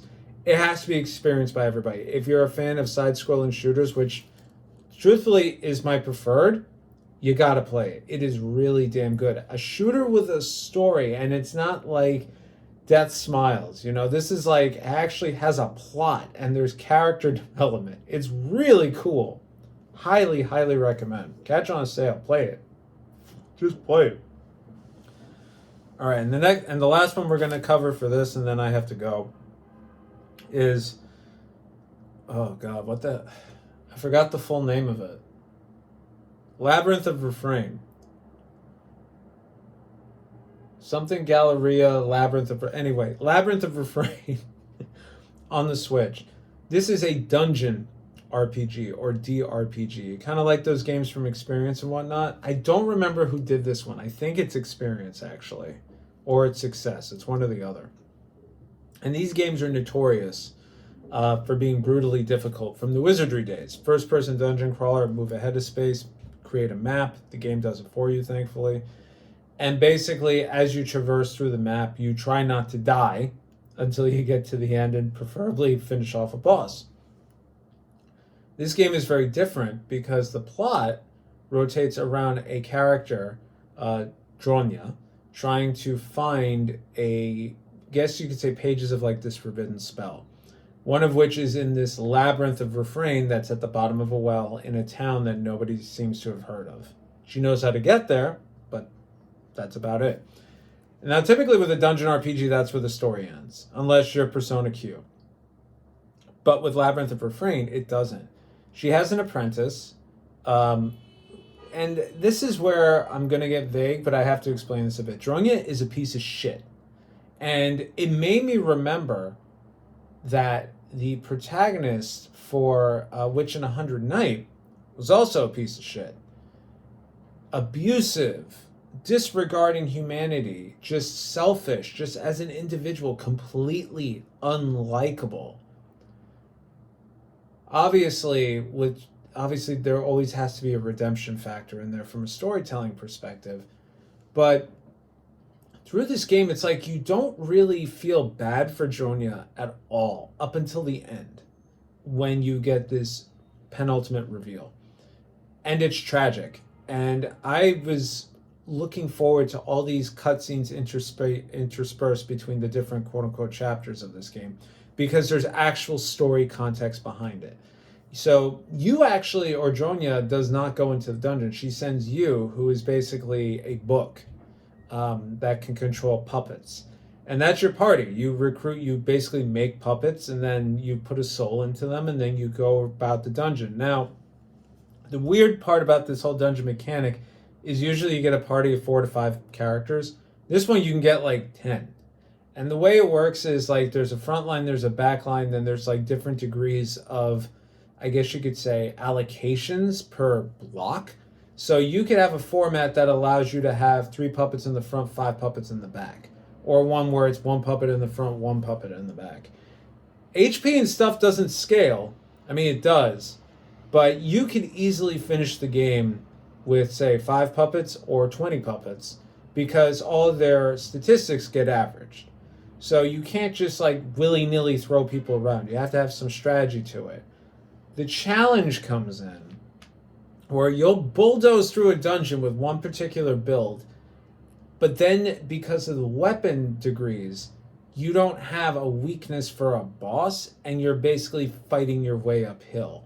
So now you have to go back, you have to make new puppets, and then of course, a la Disgaea, you take your old puppets, you say fuck you, and you meld them into a new puppet. Guess what? That puppet starts at level 1, but their stats are going to be higher. And you basically get into this endless sequence of grinding through all these different dungeons, which are thematic and which make it fun. And that's where I think this game has its strongest suit. The dungeon crawling isn't punishing. It encourages you to learn. It encourages you to go back into the dungeon. And then when you progress enough, it goes, okay, let's give you a little bit of story to explain why you're going to be going to the land of the giants, for instance, right? It's so good. And the voice acting is phenomenal. The story plays out visual novel-esque. But I wouldn't even say it's like long stints of just watching and listening to words. To my recollection, like 99% of this game is voice acted in English, and the voice acting is phenomenal. I think only a few like in between cutscenes aren't, but it's just like, circumstantial stuff. It's not like, the big plot stuff is all voice acted, and it's voice acted incredibly well. The performances are phenomenal. Even the puppets have voices, and they're all unique, and you can pick the grunts and all that stuff, but they have some dialogue in there, and it's kind of funny, depending on the type of puppet you pick, the orientation you give them, all that stuff. I don't know if it's a rare game physically on the Switch and PS4 at this point. I know I got a reprint a few months ago as of this recording, but you can get on Steam. If you're into dungeon RPGs, this is a definite play. If you want a story in them, first off, this is definitely one to play. If you're looking to get into the genre, I think this is a good entry level because it's not punishing like your Dark Spires or your Wizardries or your other experienced games. I think this really invites you to experiment a bit and to understand like how this style of game works. From a story perspective, I think it's great, but from a character perspective, as I mentioned, Dronya is pretty much a shitty person. That may be an immediate turnoff because I've played games where there has been a really dislikable protagonist, like Tales of the Abyss, who has a redemption arc where you finally get to understand them and you like them as a person ultimately. But I've also played games, which is why I mentioned Witch in a Hundred Night, where Metalia is just horrible, you know. And I honestly, I want to go back and play that again because I never finished it. I barely even played it because she turned me off so much. Playing through this and learning about Zhonya's past and how Zhonya is the way Zhonya is and everything else, and considering I think it's the same writer, it's definitely the same artist, it really makes me want to go back and try to see how that panned out. There are multiple endings to this game. I'm going to put that out there. The true ending is fucking painfully difficult. YouTube it. That's all I'm going to say. Okay, once again, continuity be damned. Following day, and we actually have coffee, so that tells you something. It's cold. That's what it's telling you. All right. So we've already covered Resident Evil 4 Remake. We've covered Alan Wake 2. We've covered Super Paper Mario. We've covered Bolt Gun. We've covered Labyrinth of Refrain. We've covered Drainus. We've covered Dragon's Trap. Because I can't... Wonder Boy, Monster World, The Dragon's Trap. How much foam is in this? My God. Can't find the coffee. All right. So next up, we're talking about Star Ocean Second Story R. Or, I don't know. They keep renaming it. All right. Full disclosure, full disclaimer here. Star Ocean The Second Story is one of my favorite games of all time. From when I was a kid. It was at that golden era of JRPGs when they finally made their break into the United States because of Final Fantasy VII. And all of a sudden we were getting all these games and they were all advertising Final Fantasy Killer, this, that, Shadow Madness. We had Beyond the Beyond, Suikoden came out and people looked at the cover and said, this looks terrible. I thought it looked terrible. And once I got into YouTube and started playing it, I was like, holy shit, I should have been there on day one. Suikoden 2 was a budget title by the end of it, like clearance bin.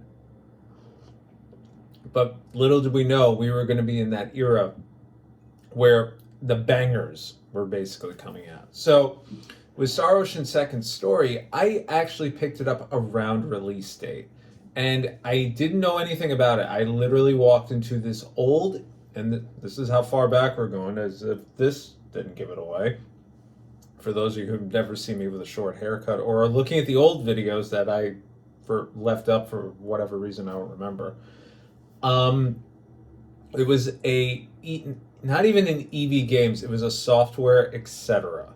Back when GameStop was essentially 3 different companies. Don't think they were all owned by the same, but basically GameStop absorbed all of them. So Software Etc. was originally like a PC software store that expanded into video games at one point.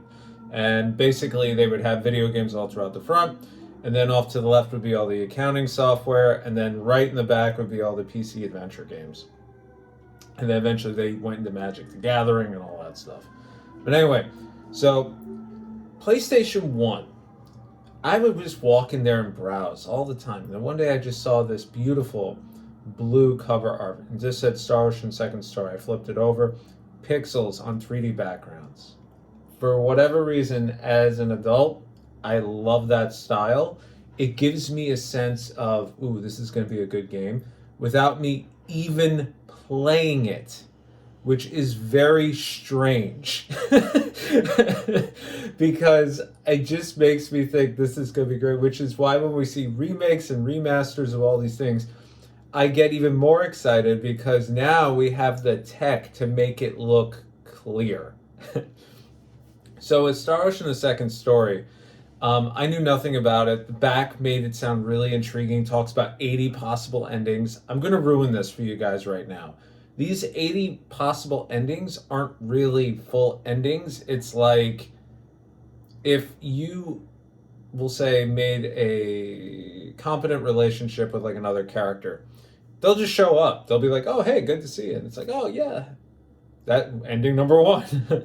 Or it's like in some cases, like certain characters just disappear. Some characters, go on with a different thing of their life. It's not like a significant thing. It's kind of like in the final season of an anime where they have like the credits rolling and they show like, you know, a guy opened up, like bought a farm and they show him like tending a field or something like that. But Star Ocean was very strange to me because it was the first game from Tri-Ace I ever played.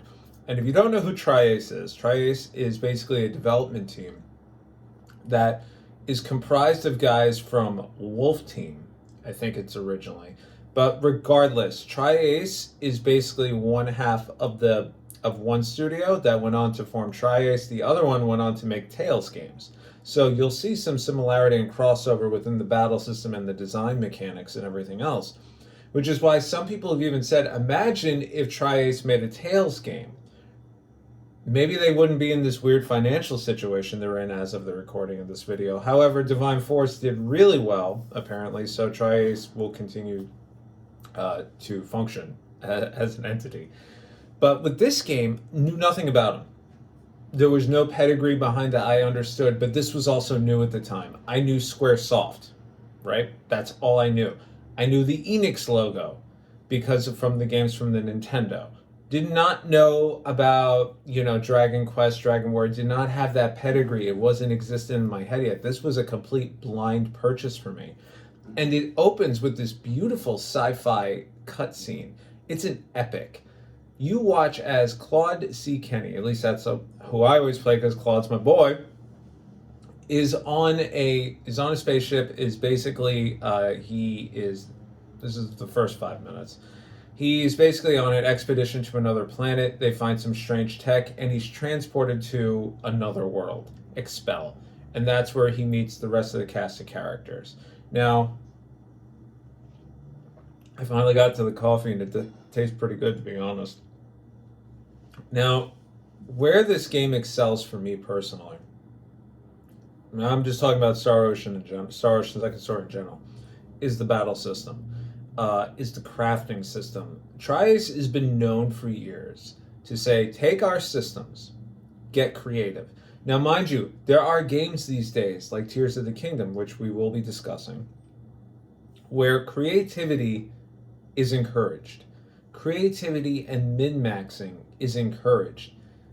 I love it when development teams say, break our shit. You know, they stick out their chin and they go, break it. I fucking dare you.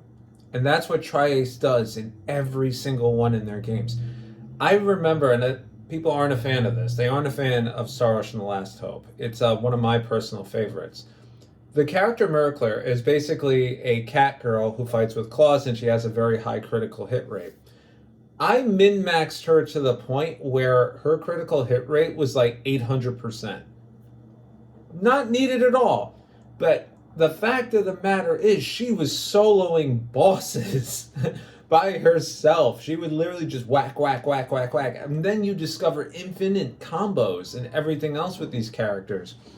And then you take different ways with special abilities so they combo into one another. And basically you can stun lock a boss. That's insane. Nobody does that. Usually when you play an RPG, you fight a boss like, okay, he's immune to every status ailment. Sometimes they're not, but most of the time they are. And if you've been focusing on doing all that stuff with poison and slow and all that, well, fuck you. You're going to have to do this the old-fashioned way. Now, these Star Ocean games, they always let you do whatever you want. And as a kid, this was so good. This was so good for me. It was so cool because there was infinite possibility. And it was also intimidating because I never knew if I was going to break my game. And to that end, the final boss in Star Ocean at that time was incredibly difficult.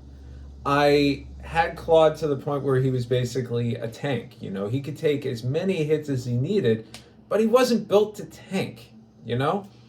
And my supporting characters, I don't even remember who I had, but I definitely missed a few characters that really could have helped me out.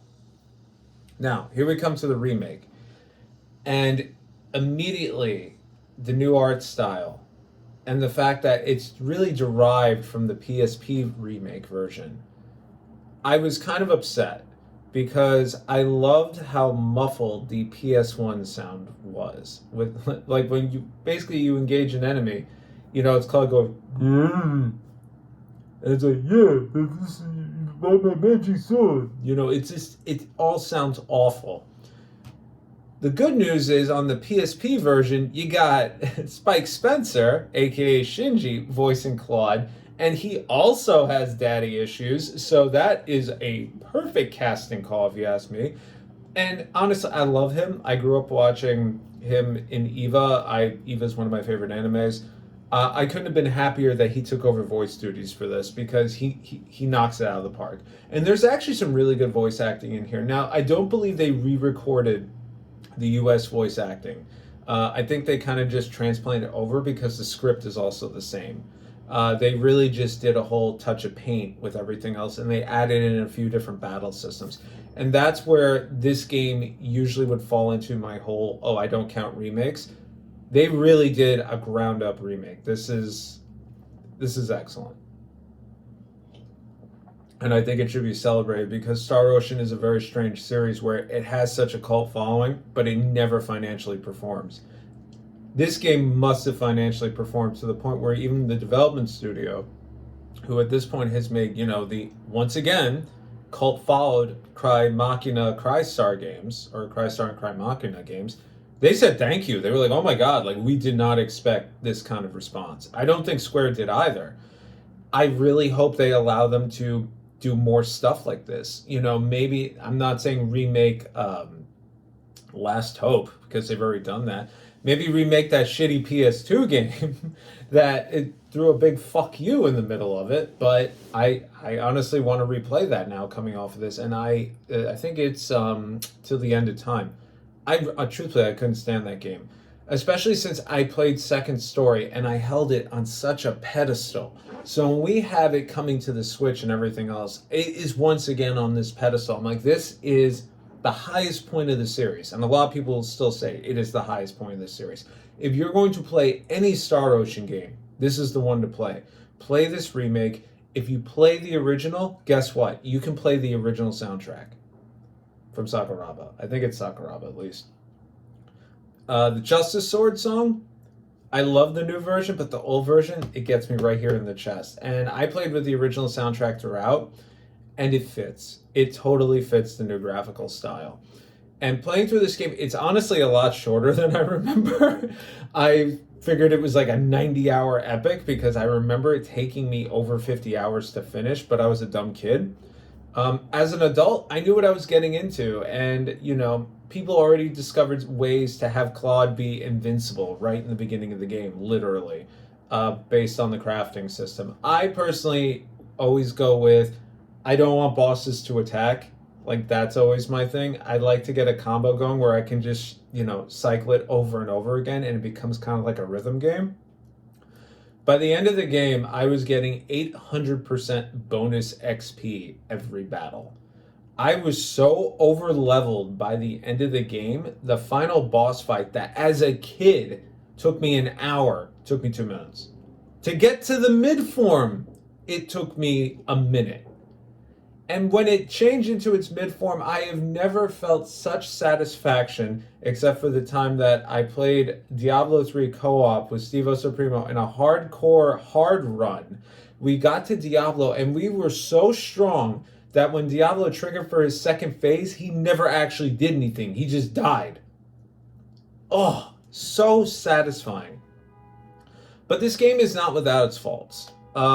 As a kid, it seemed a lot more epic to me. This game is epic. I'm not going to take that away from it whatsoever. But as an adult, I go, wow, this reeks of 90s anime. No wonder I loved it, and no wonder I love it now. If you're not into that 90s anime, okay, we got to wrap it up sort of thing, you may be a little disappointed towards the mid-ish, we'll say later midpoint of the game, where everything all of a sudden tends to speed up because they realize, okay, we got to finish this up. We only got 10 episodes left and $10 to do it. And I will say it is a little bit better for that too, because the private actions are where they spent the money. Private actions in Star Ocean are very much a trademark. Basically, they're individual cutscenes. Sometimes there's overarching stories. You get to know characters better, and you get to respond in a way that kind of steers the overall cutscenes and locks out certain things behind the scenes you don't actually know. But it will also steer your relationship and determine which of these billion endings you get, because there's different I'll say attributes that go back and forth in the background, kind of like the whole morality system before morality systems were a morality system. This is basically just saying by the end of it, like, yo, you and me are boys, right? Yeah, cool. You, yeah, right, yeah, I work with him, he's all right. Wouldn't go to a bar with him, but that's really where this game goes. And playing through this, I was like, all right, I don't want to replay this the same way I played it as a kid, but I'm going to try to play it a little bit differently. I don't know if I did, because there was so much new in here, and I think some of it's the PSP stuff, that it all felt brand new to me, but familiar. I knew, obviously I know Spike Spencer, I know Claude, I know all the characters, I know the battle system, even the additions to the battle system, being able to call and assist characters, which are basically cameos from the other Star Ocean games, was so freaking cool. I made it a point to once again utilize that system to its fullest, and basically bosses would, if I got enough of I forgot the point thing you had to get for it, but if I had enough, it would just go boom, boom, boom, boom, boom, boom, boom, boom, boom, boom, boom, because you would send them to the D-pad. No attacking. Literally just watch them go back and forth. And I'm like, this is why I love Tri-Ace. This is why I love Tri-Ace. And to an extent, you can do these things in the Tales games too. But as I mentioned in The Greatest Disappointment, I don't think they were up to that point when Symphonia came out, which is very funny considering this was originally a PS1 game and Tri-Ace kind of figured it out. But it's an excellent game. If you've never played a Star Ocean game, this is the best point to start. I haven't played Divine Force, so I can't speak to that game. But I will tell you, if you play this game, really enjoy it, and like, oh my god, I have to play the rest of Star Ocean games, you may be disappointed if you don't curb your expectations, because, once again, this was the highest point. And if you grew up watching 90s anime, this is like completely up your alley. Now, next up, we're going to talk about Pikmin 4. I love the Pikmin games. I'm going to start with that. And Pikmin 4, for lack of a better word, did everything I wanted. It expanded, it made it bigger, it kept it easy, it kept it a little bit challenging, and it kept it relaxing. So the original Pikmin, I didn't play it on the GameCube. I actually played it, once I was into YouTube. And it truthfully came at the best possible time for me. I was in a really dark place personally. And I was on a layoff, a temporary one, but if you've ever been laid off for whatever reason, furloughed, whatever, what have you, it sucks. Even if it's a temporary thing like that wackiness from 2020, it makes you feel like shit. It makes you feel like you didn't matter at your own job. Maybe you weren't as good as you thought. Maybe you weren't as competent as you thought. And it puts you in a real dark place. It's very isolating. It's like a gut punch. Never mind the financial part, if you're not given some form of severance or unemployment or whatnot. I was. So I was good. I had nothing to worry about on that standpoint. But from a professional aspect in the industry I used to work in, I felt like I was, and I know I'm going to sound egotistical here, I felt like I was an expert, and apparently I wasn't, but it was ultimately a business decision, not a personal one. It still sucks. Again, if you've ever been in this situation, some people think of it as like a temporary vacation or a mandatory vacation. I did the first few days too. But after a month and a half, it started to get to me, and it was summertime, and everybody else is working. When you're a kid, it's a little bit different. So here I am, sitting at home by myself. My girlfriend, now wife, is at work. She works in a school, so I can't just call her and bullshit all the time. And E3 is on. Ooh, E3, oh man.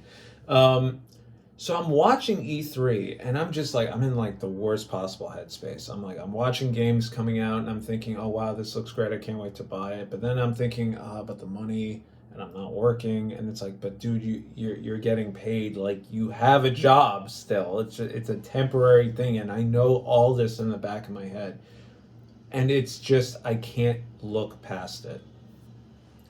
So at the time, I still had a CRT television that was chilling on my desk.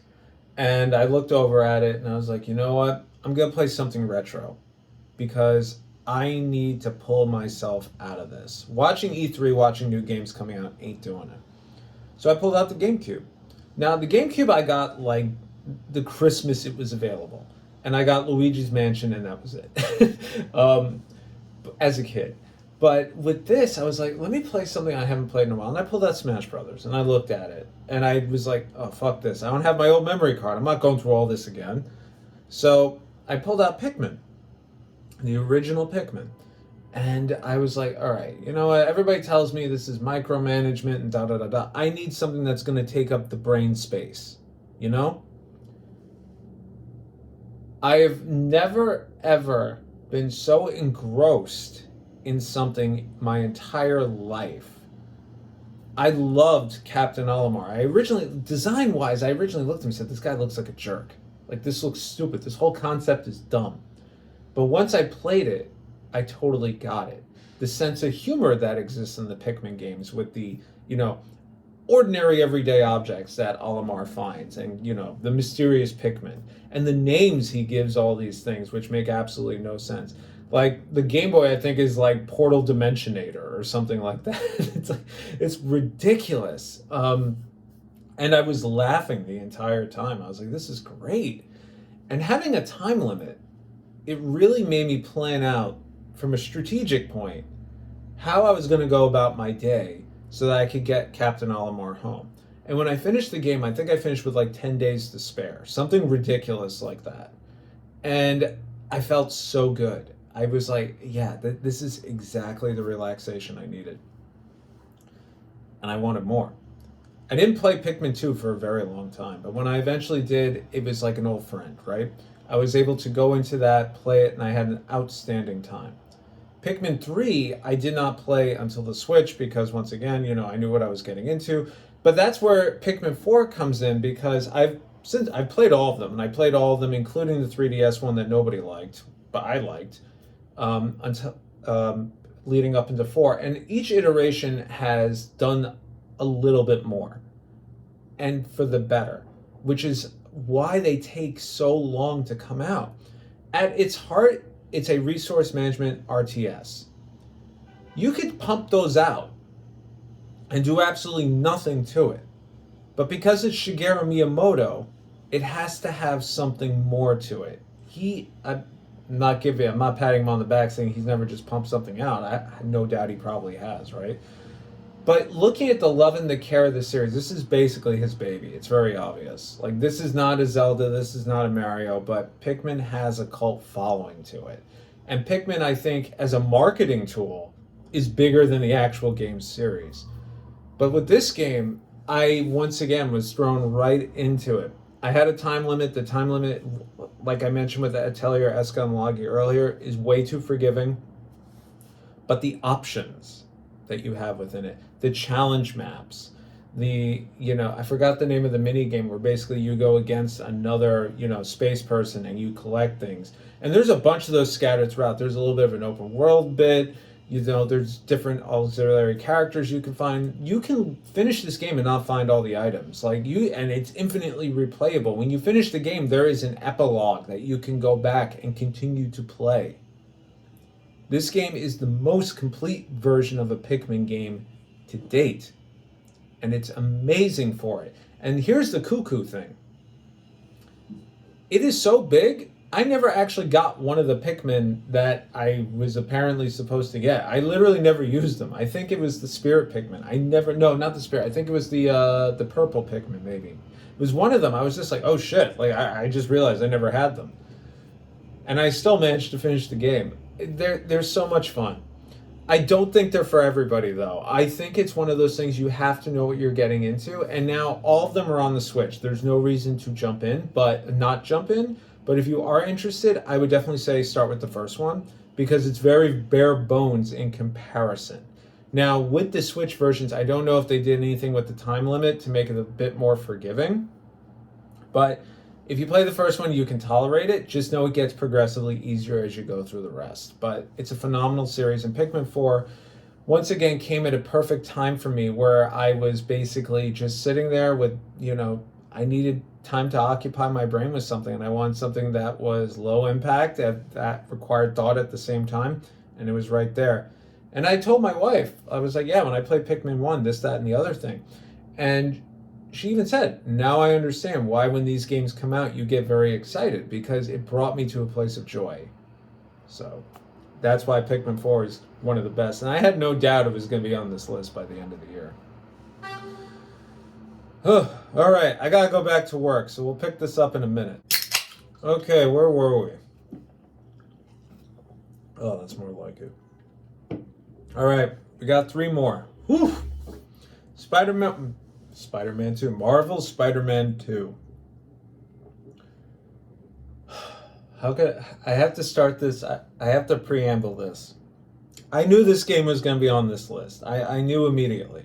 When you tell me I get to play as Miles Morales, who I've loved since they debuted him back in Marvel Comics, when nobody else liked the Ultimates or anything like that, I was already on board.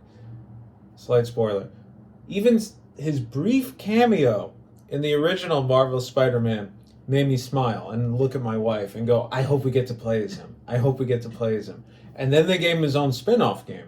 And it was probably the most contained open world game that I've ever invested time in. Because open world and I just don't mix 99% of the time. There's too much, there's too many MacGuffins, there's too many collectibles, there's too much this, that, bullshit, the other thing. But for whatever reason, you put me in the shoes of Spider-Man, I have no problem. You put me in the shoes of Cosmic Kiryu or Ichiban, I have no problem. This game took what was good about the first one, improved it, took what was good about the second game, improved it, and then added something new. You get to play as both Miles and Peter. It's not like an interchangeable, like, choose your character.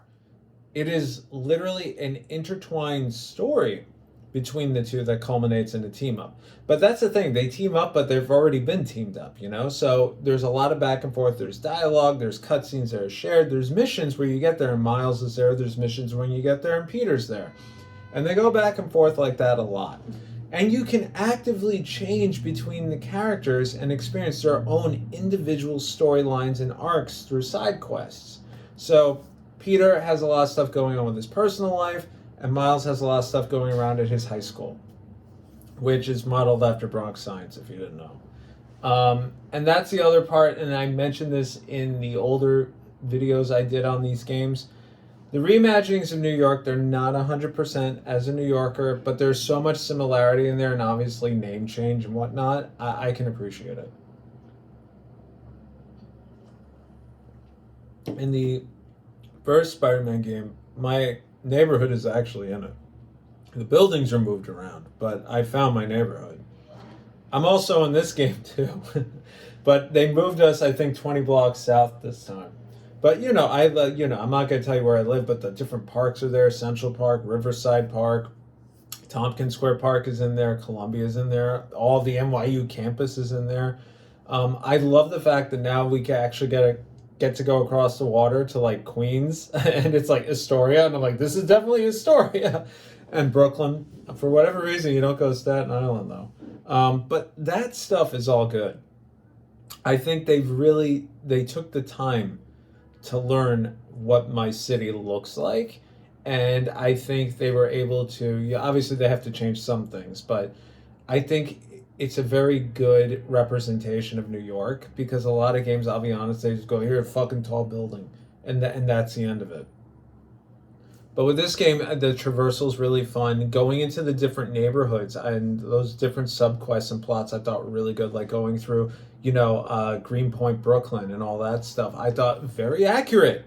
Well, maybe not accurate because I'm not Polish, but very that's exactly what I've seen or what my friends have told me about, or people who live in a specific area of Manhattan. I'm like, yeah, that's what the Upper West Side looks like. Yeah, that's what the Upper East Side looks like. Yeah, that's what the Lower East Side kind of looks like. Although that building's supposed to be over there. All that stuff is so good. And I'm really focusing on the city part of it because it really encapsulates how large New York actually is, right? And New York City is strange, where I honestly don't think the city is all that big. There's a lot of people, there's a lot of stuff, and there's a lot of verticality to this city. And that's what Spider-Man has, verticality. And you don't even need to do web slinging. You could basically just glide using the web fly things. I forgot what he actually calls them. I call them the wings. I think Todd McFarlane's the one who put those in. But I think having all that at your disposal makes it really easy just to fly around, swing around, just taking care of small petty crimes, sightseeing. There are some collectibles in there, but they make it fun. They kind of tie it into the Spider-Verse a little bit. So that, to me, has always been a really cool thing. And I think we're in a renaissance for Miles. People love him now. And Into the Spider-Verse is probably one of the best Spider-Man movies ever made. Soon to be a trilogy. But I'm actually surprised Marvel hasn't tried to put him in with into those movies yet. Maybe they're still casting it. I don't know. Or maybe Marvel just is waiting to pump out another one, or maybe there's some weirdness with Fox. Who cares? But anyway, back to the game. Everything about this game, as a Spider-Man fan, I think they did properly. Is there stuff they could add and subtract? Yes.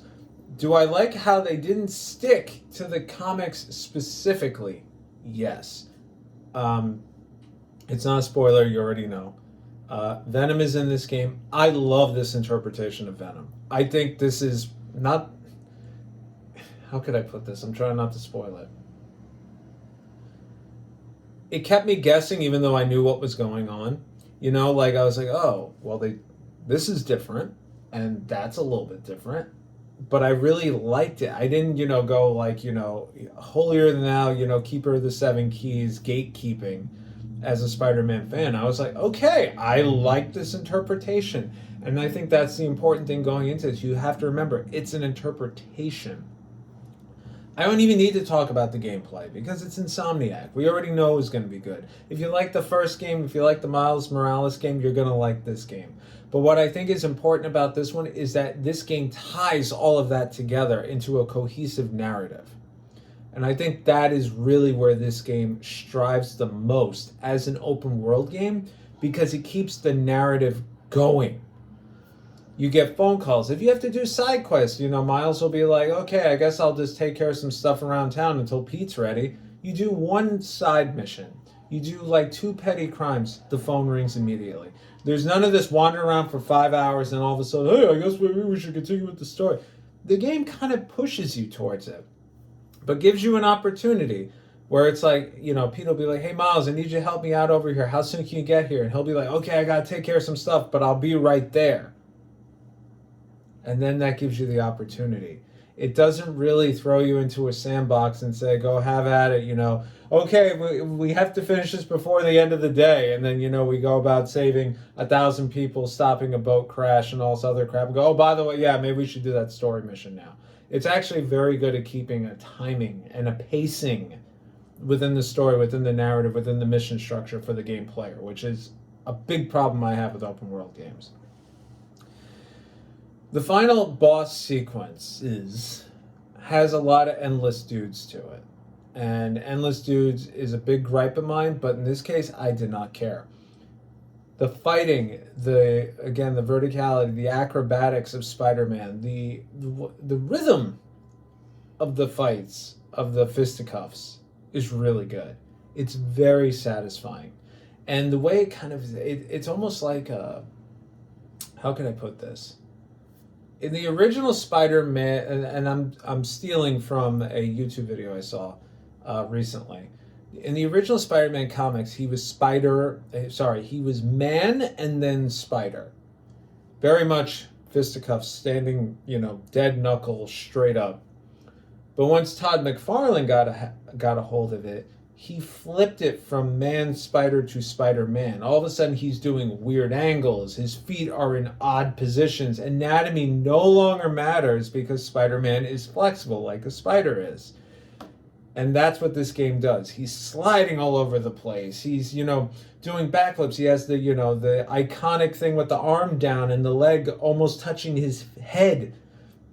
All of that is within the battle system, and it's there, and he's fast and he's fluid, and it's this constant ebb and flow, or web and flow. Dad joke. But it's so good for it. It is so good. And that's the thing. This was already in the other games, but now we have a much more cohesive narrative, and the payoff at the end is beyond epic. It is beyond, and I cannot wait for the next one. Because obviously Insomniac is building on something with these games. I would not be surprised if they have one more spin-off in between. Maybe to test the waters with some new systems. Who knows?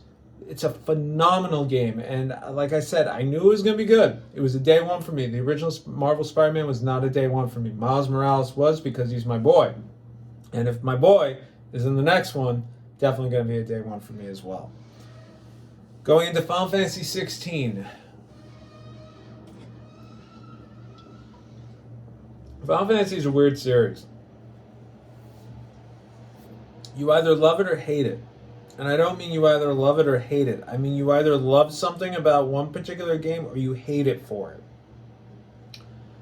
Using Final Fantasy 15, because it's Final Fantasy 15, nobody liked the characters, nobody liked the narrative, nobody liked the car, nobody liked the open world, nobody liked this, nobody liked that. Nobody liked the fact that there was no real female characters to it. People loved it because it was a road trip story. People liked it because it was guys could relate to it, and most players at that point maybe were of the male demographic. I don't know. Some people didn't care. People didn't care for the battle system because it was so automated. Some people preferred the automated because they'd rather focus on the story and listen to the banter of the guys in the car. Some people don't like to see tragedy like this. People want it turn-based. Some people are happy it's kind of action-y. Final Fantasy 13, some people appreciate the linearity, some people appreciate the voice acting, some people didn't appreciate the voice acting, some people wanted open world stuff. People didn't like Lightning. I loved Lightning. People didn't like to read data logs. Some people like to do that stuff. And that's where the problem with Final Fantasy herein is. Every game since, I'll say, 6 has been worldly different. 7 was a gateway drug into JRPGs, right? Probably the most traditional in sense. Final Fantasy VIII was a little bit different with the junction system. The enemies scaled to it, and the characters started to look more like Resident Evil. They looked a little bit more anatomically correct. Then we had 9, which went back to the old system, but has this weird, like, trance thing going on. Final Fantasy X, a journey story, admittedly the most linear game they could have done. And bad voice acting. 11 was an MMO. 12 took that MMO formula and changed it into this grand epic that was borrowing from Star Wars and borrowing from Lord of the Rings and became deeply political. Then 13, nobody knows what the fuck happened. And then we get to 14, which is another MMO, which had a whole doomsday plot so they could fix it. And then we get to 15, which was basically a bro trip. And now we come to 16, and they're capitalizing on the Game of Thrones craze from a while back now. This is the darkest, grittiest Final Fantasy I have ever played, and it probably will remain as that. I cannot tell you how many times I heard the fuck word, the F word. But it's arguably the most adult, and it really steps away from some of that anime aesthetic. It tries to ground you in this strange reality of this game. And 15, to a degree, is a little bit political too and tries to ground you in a reality, but it's ultimately not, because I don't feel like that game was released completely finished and realized. This game, I feel like they released it completely finished and realized, and that's why it got delayed. And I also think, to that end too, that's why it's so polarizing. Because this is a cohesive narrative that Square has told in a way that nobody expected and nobody actually wanted. They wanted a turn-based RPG, but all the marketing said this is not going to be turn-based. People wanted a high fantasy game. All the marketing said this was going to be dark fantasy. And that's where I really appreciated this game, because I love dark fantasy. But I don't get into it, which is the problem. So what I mean to say about all this, I like dark fantasy, but I never really get into it. So when this game was coming out, honestly, I didn't pre-order it. I wasn't hyped about it. And then they released a demo. I was like, all right, let's see what happens. And, basically it's, kind of like a showcase of the summon system. And, it's basically a huge ass cutscene and all this other stuff. And I got hooked. I want to know what the fuck happened. And I think that's where this game kind of excels and kind of draws you in. And I could also see how it pushes people away. It's very gruesome. It's very dark, which is not something people have come to expect with Final Fantasy. And that's where I get kind of confused, because in the examples I've given as a generalization, every Final Fantasy has been different. The series itself is not like Dragon Quest, where each Dragon Quest kind of iterates on the one previous but doesn't really change much other than story and character design. Final Fantasy has been radically different almost every single game, whether it be the battle system, whether it be the art direction, whether it be the design, whether it be the party layouts. But this one did, I will argue, the most different. It went to a mostly action system. It really doesn't give you much in terms of party. It goes in a much darker direction. It's more cinematic, although I think they've been working towards that ever since, back since Advent Children. Or not Advent Children, Spirits Within. And as much as most recent entries have been kind of weird, like steampunks, with some science fiction in it, this has been hardcore fantasy, which maybe people aren't used to at this point. I don't really know. But the action part is really what people harped in on. Like, why is this an action RPG? I miss turn-based. Fair. I love turn-based too. I will always take a turn-based RPG. I don't have a preference either way. I don't think this game would have worked as a turn-based game. Final Fantasy VII Remake has that weird, in-between system. I hesitate to even call it active battle, but I love that game, and I loved it. But I prefer this battle system to that. I think this flows a little bit better, and that could be because they got the Devil May Cry guy to work on it. But that's also where there's a problem with it. Because once you figure out your icon layout the way you like it, you're kind of just going to rock with that the entire way, which is what I did. And the last boss fight, honestly, not that difficult. It's just long. And I don't think that's a problem. But I think there's an over-reliance on cinematics in this game to explain something that could have been done within a turn-based battle system interspliced with cutscenes. But it's all within engine, which is really cool. But my point is, I feel like to an extent it takes away the strategy. Because you will know, I'll be honest, I used two icons, one of which stunned, and then the other one which built up a stun meter. And basically between the two of them, bosses is never attacked. And I just rocked with that the whole way, and then I hit him with the whole dash fire thing. But I think that's probably where, again, a lot of people have problems with this game, is because they felt like it was all spectacle and no substance. There's a lot of substance in here, and there is a very traditional Final Fantasy story in here. But the difference is the way it's presented to you as a player is so radically different, it's hard to see past that. And I think for me, who is somebody who has grown up with this series, I've always tried to keep an open mind. And I'm not saying if you want turn-based, all that. I'm not saying, you're a closed-mind shithead. I'm not saying that at all. I'm just saying, depending on the individual, you have a certain expectation. I've always been open-minded to the Final Fantasy games because they've always been different to me. I've played a bunch of the spin-offs, Crystal Chronicles, Crystal Bearers, all that, and they've always been radically different, so I'm kind of numb to it. When I see something like this, my fear is the dark fantasy part, knowing that 9 out of 10 times I don't get into dark fantasy, and people have to stop fucking texting me. 9 out of 10 times I don't get into it. Game of Thrones, I watched the first season and dropped it. I read the books, I don't remember anything. Well, the books as of right now. I think I only read the first two. But it literally goes in one ear and out the other. The Witcher, I hated the third game. I finished it, but I hated it. I don't really click with dark fantasy. I click with Witcher 1's dark fantasy, and that was it. And I really enjoyed the way they did this because as much dark fantasy as it is in there, they cannot get away from the JRPG. Some of these boss fights are the most over-the-top anime music video bullshit I have ever seen.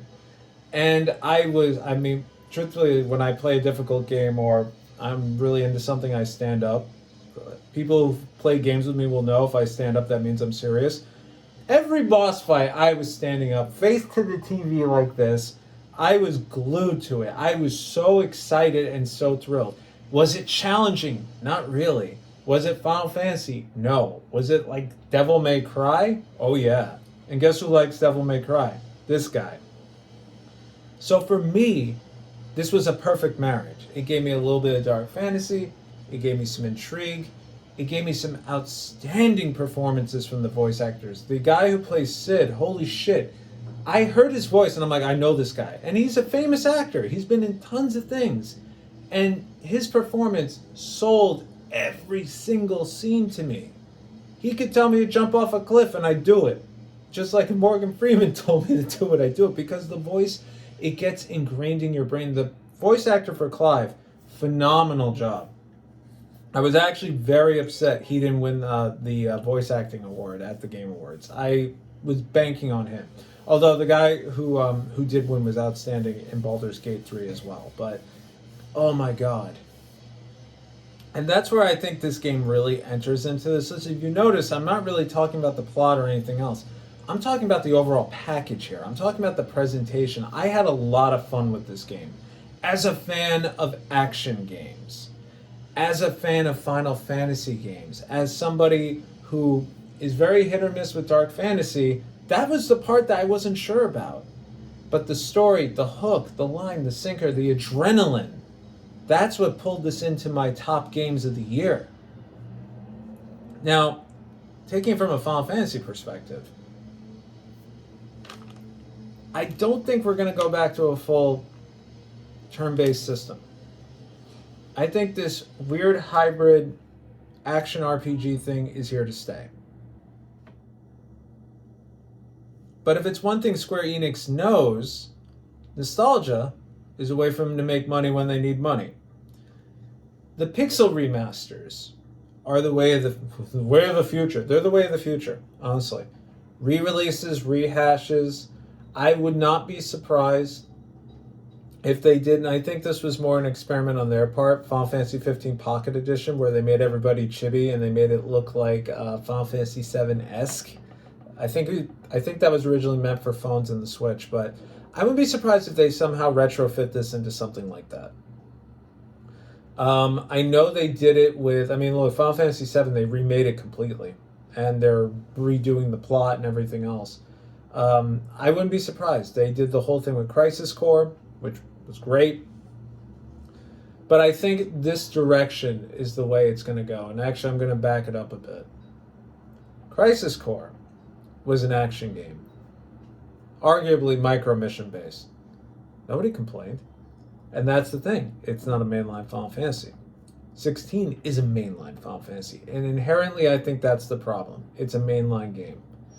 If this was called Final Fantasy Clive's Revenge or something like that, I think it would have been perfectly fine. Or if they call it War of the Icons, I think it would have been okay. I think it's when you start to touch the mainline series, that's where people start to get a little upset and a little hurt. And I totally get it. I think Square Enix, from a marketing perspective, already invested so much money into this, they couldn't undo it if they wanted to halfway through development. I think the other problem to it, this is off of the whole Game of the Year discussion, but I think if it still does financially well, and people don't report on financial shortcomings prematurely, why would they go back to the old way? You know, when Final Fantasy IX came out, the marketing for that was the crystal comes back. I remember that specifically because they went back to a traditional system for that one game, as if like a nod or a send off, right? If they remade Final Fantasy IX, like full blown, I have no doubt they would do a turn based. But that's the problem with turn based. They want to get people engaged that aren't necessarily us, right? From a YouTube perspective, from people I've talked to, long form bullshit like this 2-hour fucking video I'm putting out, people don't watch. They want a minute and a half, 2 minutes, 3 minutes, 35 seconds. They want to get in and get out. Action games give you endorphins. They want to get in, get out, get in, get out. Turn-based, you sit there, you have a Diet Coke. You think about your moves. Maybe you go to the bathroom, maybe you make a sandwich, you come back, you sit down. Where was I? Oh yeah, that's right. Attack. I don't think it's going to go back to it. I think they're going to ride this cinematic freight train until the end, but that's just me. And now the last game. As if it's any fucking surprise. Tears of the Kingdom.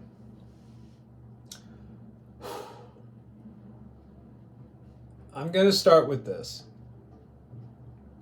I am not the biggest Zelda fan.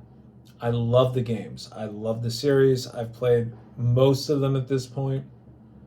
Not all of them, but most of them. Link to the Past was my favorite for the longest time. Majora's Mask is now my favorite. So is Tears of the Kingdom. And that's because, and this is an argument I would like to make, I think Nintendo at this point has come to an impasse with the Zelda games. Some people say there's 2D Zelda, there's 3D Zelda. I don't think that's the case anymore. I think there is traditional Zelda, and then there's Breath of the Wild, Tears of the Kingdom Zelda. My wife literally has played all the Zelda games and has finished all the Zelda games, including Link's Adventure, or The Adventures of Link. I don't know how, because I thought that would be a complete turnoff, and she finished it. When she started to play Breath of the Wild, she turned it off after 10 minutes. She goes, it's open world, it's overwhelming, it's too much. I want to know what I am getting into. I can deal with the timelines, I can deal with the obtuseness, I can deal with the fact that Link has literally done the same thing 50 fucking times. I cannot deal with all of this. Tears of the Kingdom. She thought, okay, maybe they're going to go back to the old system, and then she literally saw the whole thing with the Sky Temples, and she went, nope, I'm out. I'll watch you play it. And then after an hour of watching me just wander around, climbing mountains, looking for stuff, exploring, that's when she said, okay, she tuned out. She's like, call me when they remake Link's Awakening, not Link's Awakening. She's like, call me when they remake A Link to the Past. And that's something I've seen in a lot of conversation. A lot of people are like, Zelda is very famous for revisionist history, where people are like, this is the greatest entry ever. Then the next year, like, actually, this entry had a lot of problems. And Breath of the Wild definitely got that. And I dare say Tears of the Kingdom is definitely going to get that. But I think with me, Tears of the Kingdom and Breath of the Wild hit a particular note that is something that goes, again, back to nostalgia for me. When I played Link to the Past, I was a dumb kid. I literally could not figure out how to beat this game. I got lost in Hyrule, which admittedly is not that big in that game. With something like Tears of the Kingdom and Breath of the Wild, where it's open-ended and exploration is encouraged, and as somebody who historically really doesn't mesh with open-world games, this is oddly intriguing to me. It's kind of like my obsession with like Skyrim and Fallout games once I get into them. You're given a general direction, and basically they say, head north, or head to Hyrule Castle. How you get there is up to you. Now, you can do it one of two ways. You can try to figure out the storyline and go through the different temples and shrines and beef up Link and get him different abilities and learn how to craft stuff. Or you could do what some people do and build a cannon and just fire yourself into the thing and finish the game in an hour and a half. The game is going back to the whole system I mentioned with Tri-Ace, where they say, break our game. Get creative. Do things you did not think were possible. But if you want to play it traditionally, you can. And that's where my wife has a problem. She doesn't want that option. She wants to be told this is how you have to do it. And that's a gameplay choice and preference, which is why I think these games tend to get a lot of revisionist history, because each Zelda game, and I'm tying this right back into Final Fantasy, has been radically different. Different systems, mass, time manipulation, sky manipulation, flying on birds, driving a train, doodling, playing music, building a tank, shooting rockets into the air to kill Aurochs.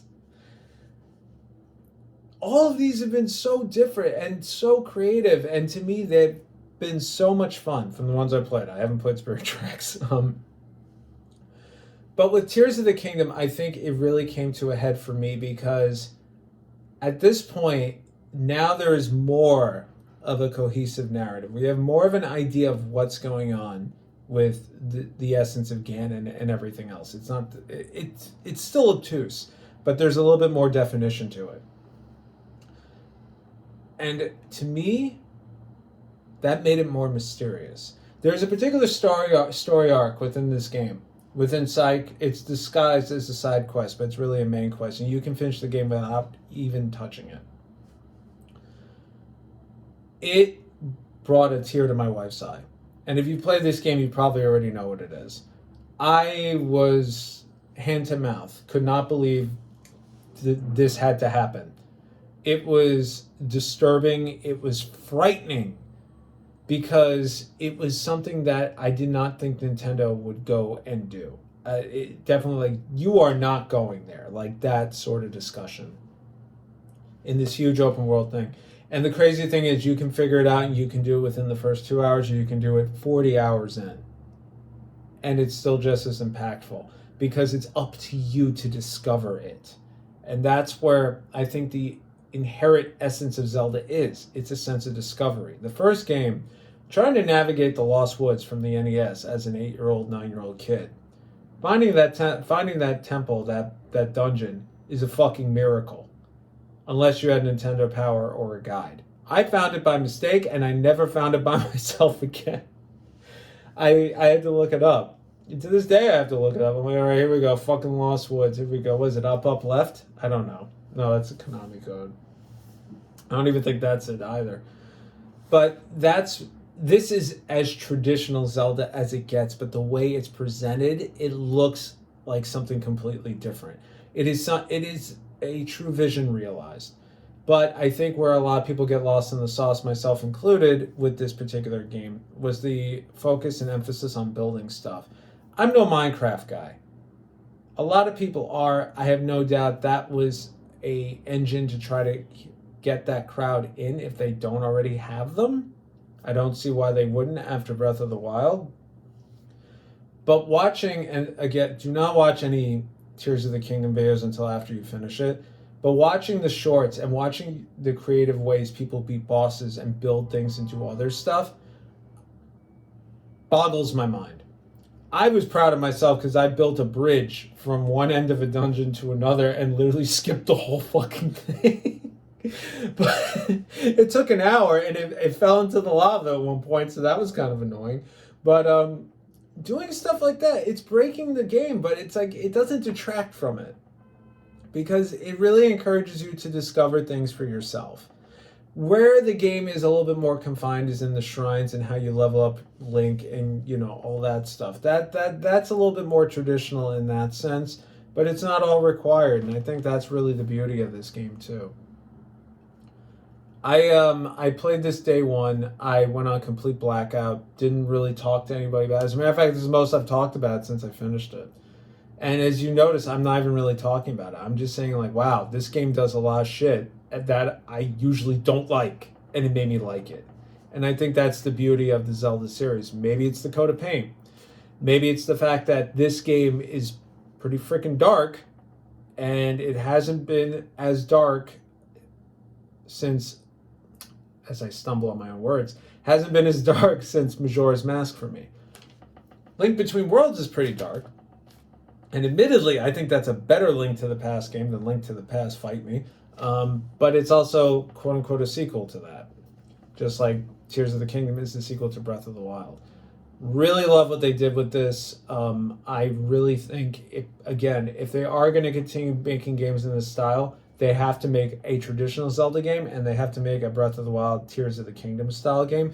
Because I think right now, inadvertently, they're alienating some of their audience. And it's not because people just don't like them. It's not their thing. Open world stuff isn't typically my thing. And there's been a few open world games on this list today. But I think therein is the thing. When I find one that hits, man, does it hit. Okay, this video's gone on long enough. I'm almost out of Diet Coke and I'm hungry. So, game of the month of the year for 2023 is going to... I can't believe I'm going to say this. Don't you love dramatic tension? Star Ocean. It's got to go to Star Ocean for me.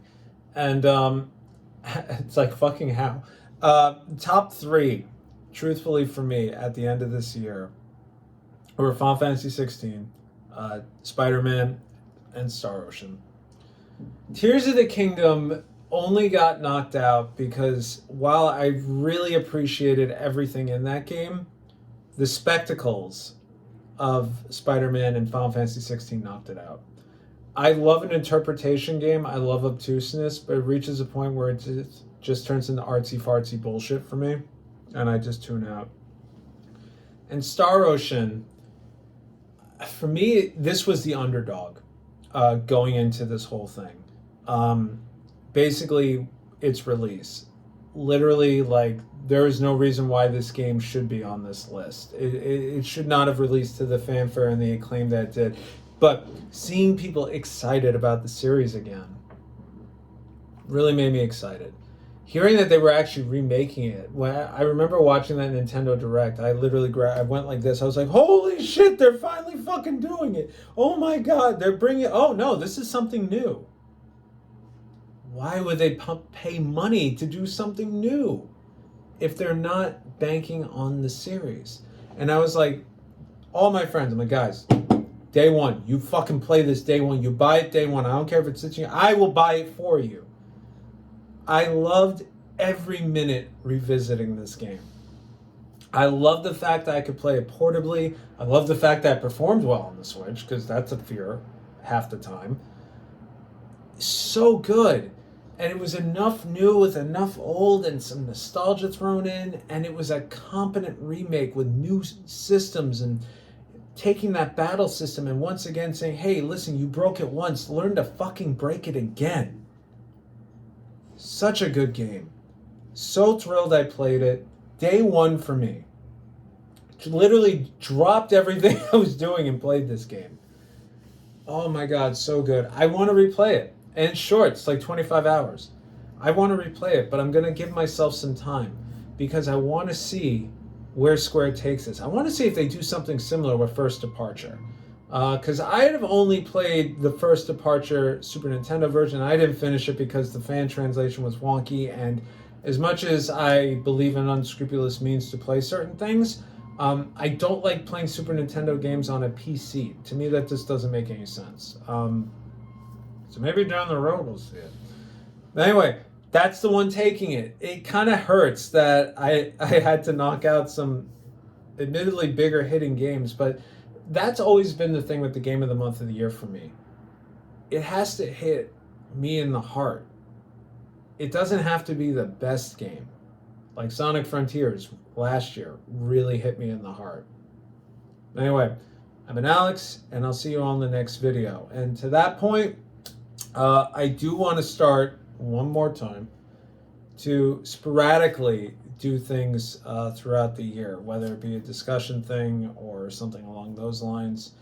Primarily because I just like talking about games, and I don't really get that opportunity a lot these days, save Discord, but even then, you know, it's like-minded people talking about the same stuff. Anyway, I'll see you guys in the next one. Take care.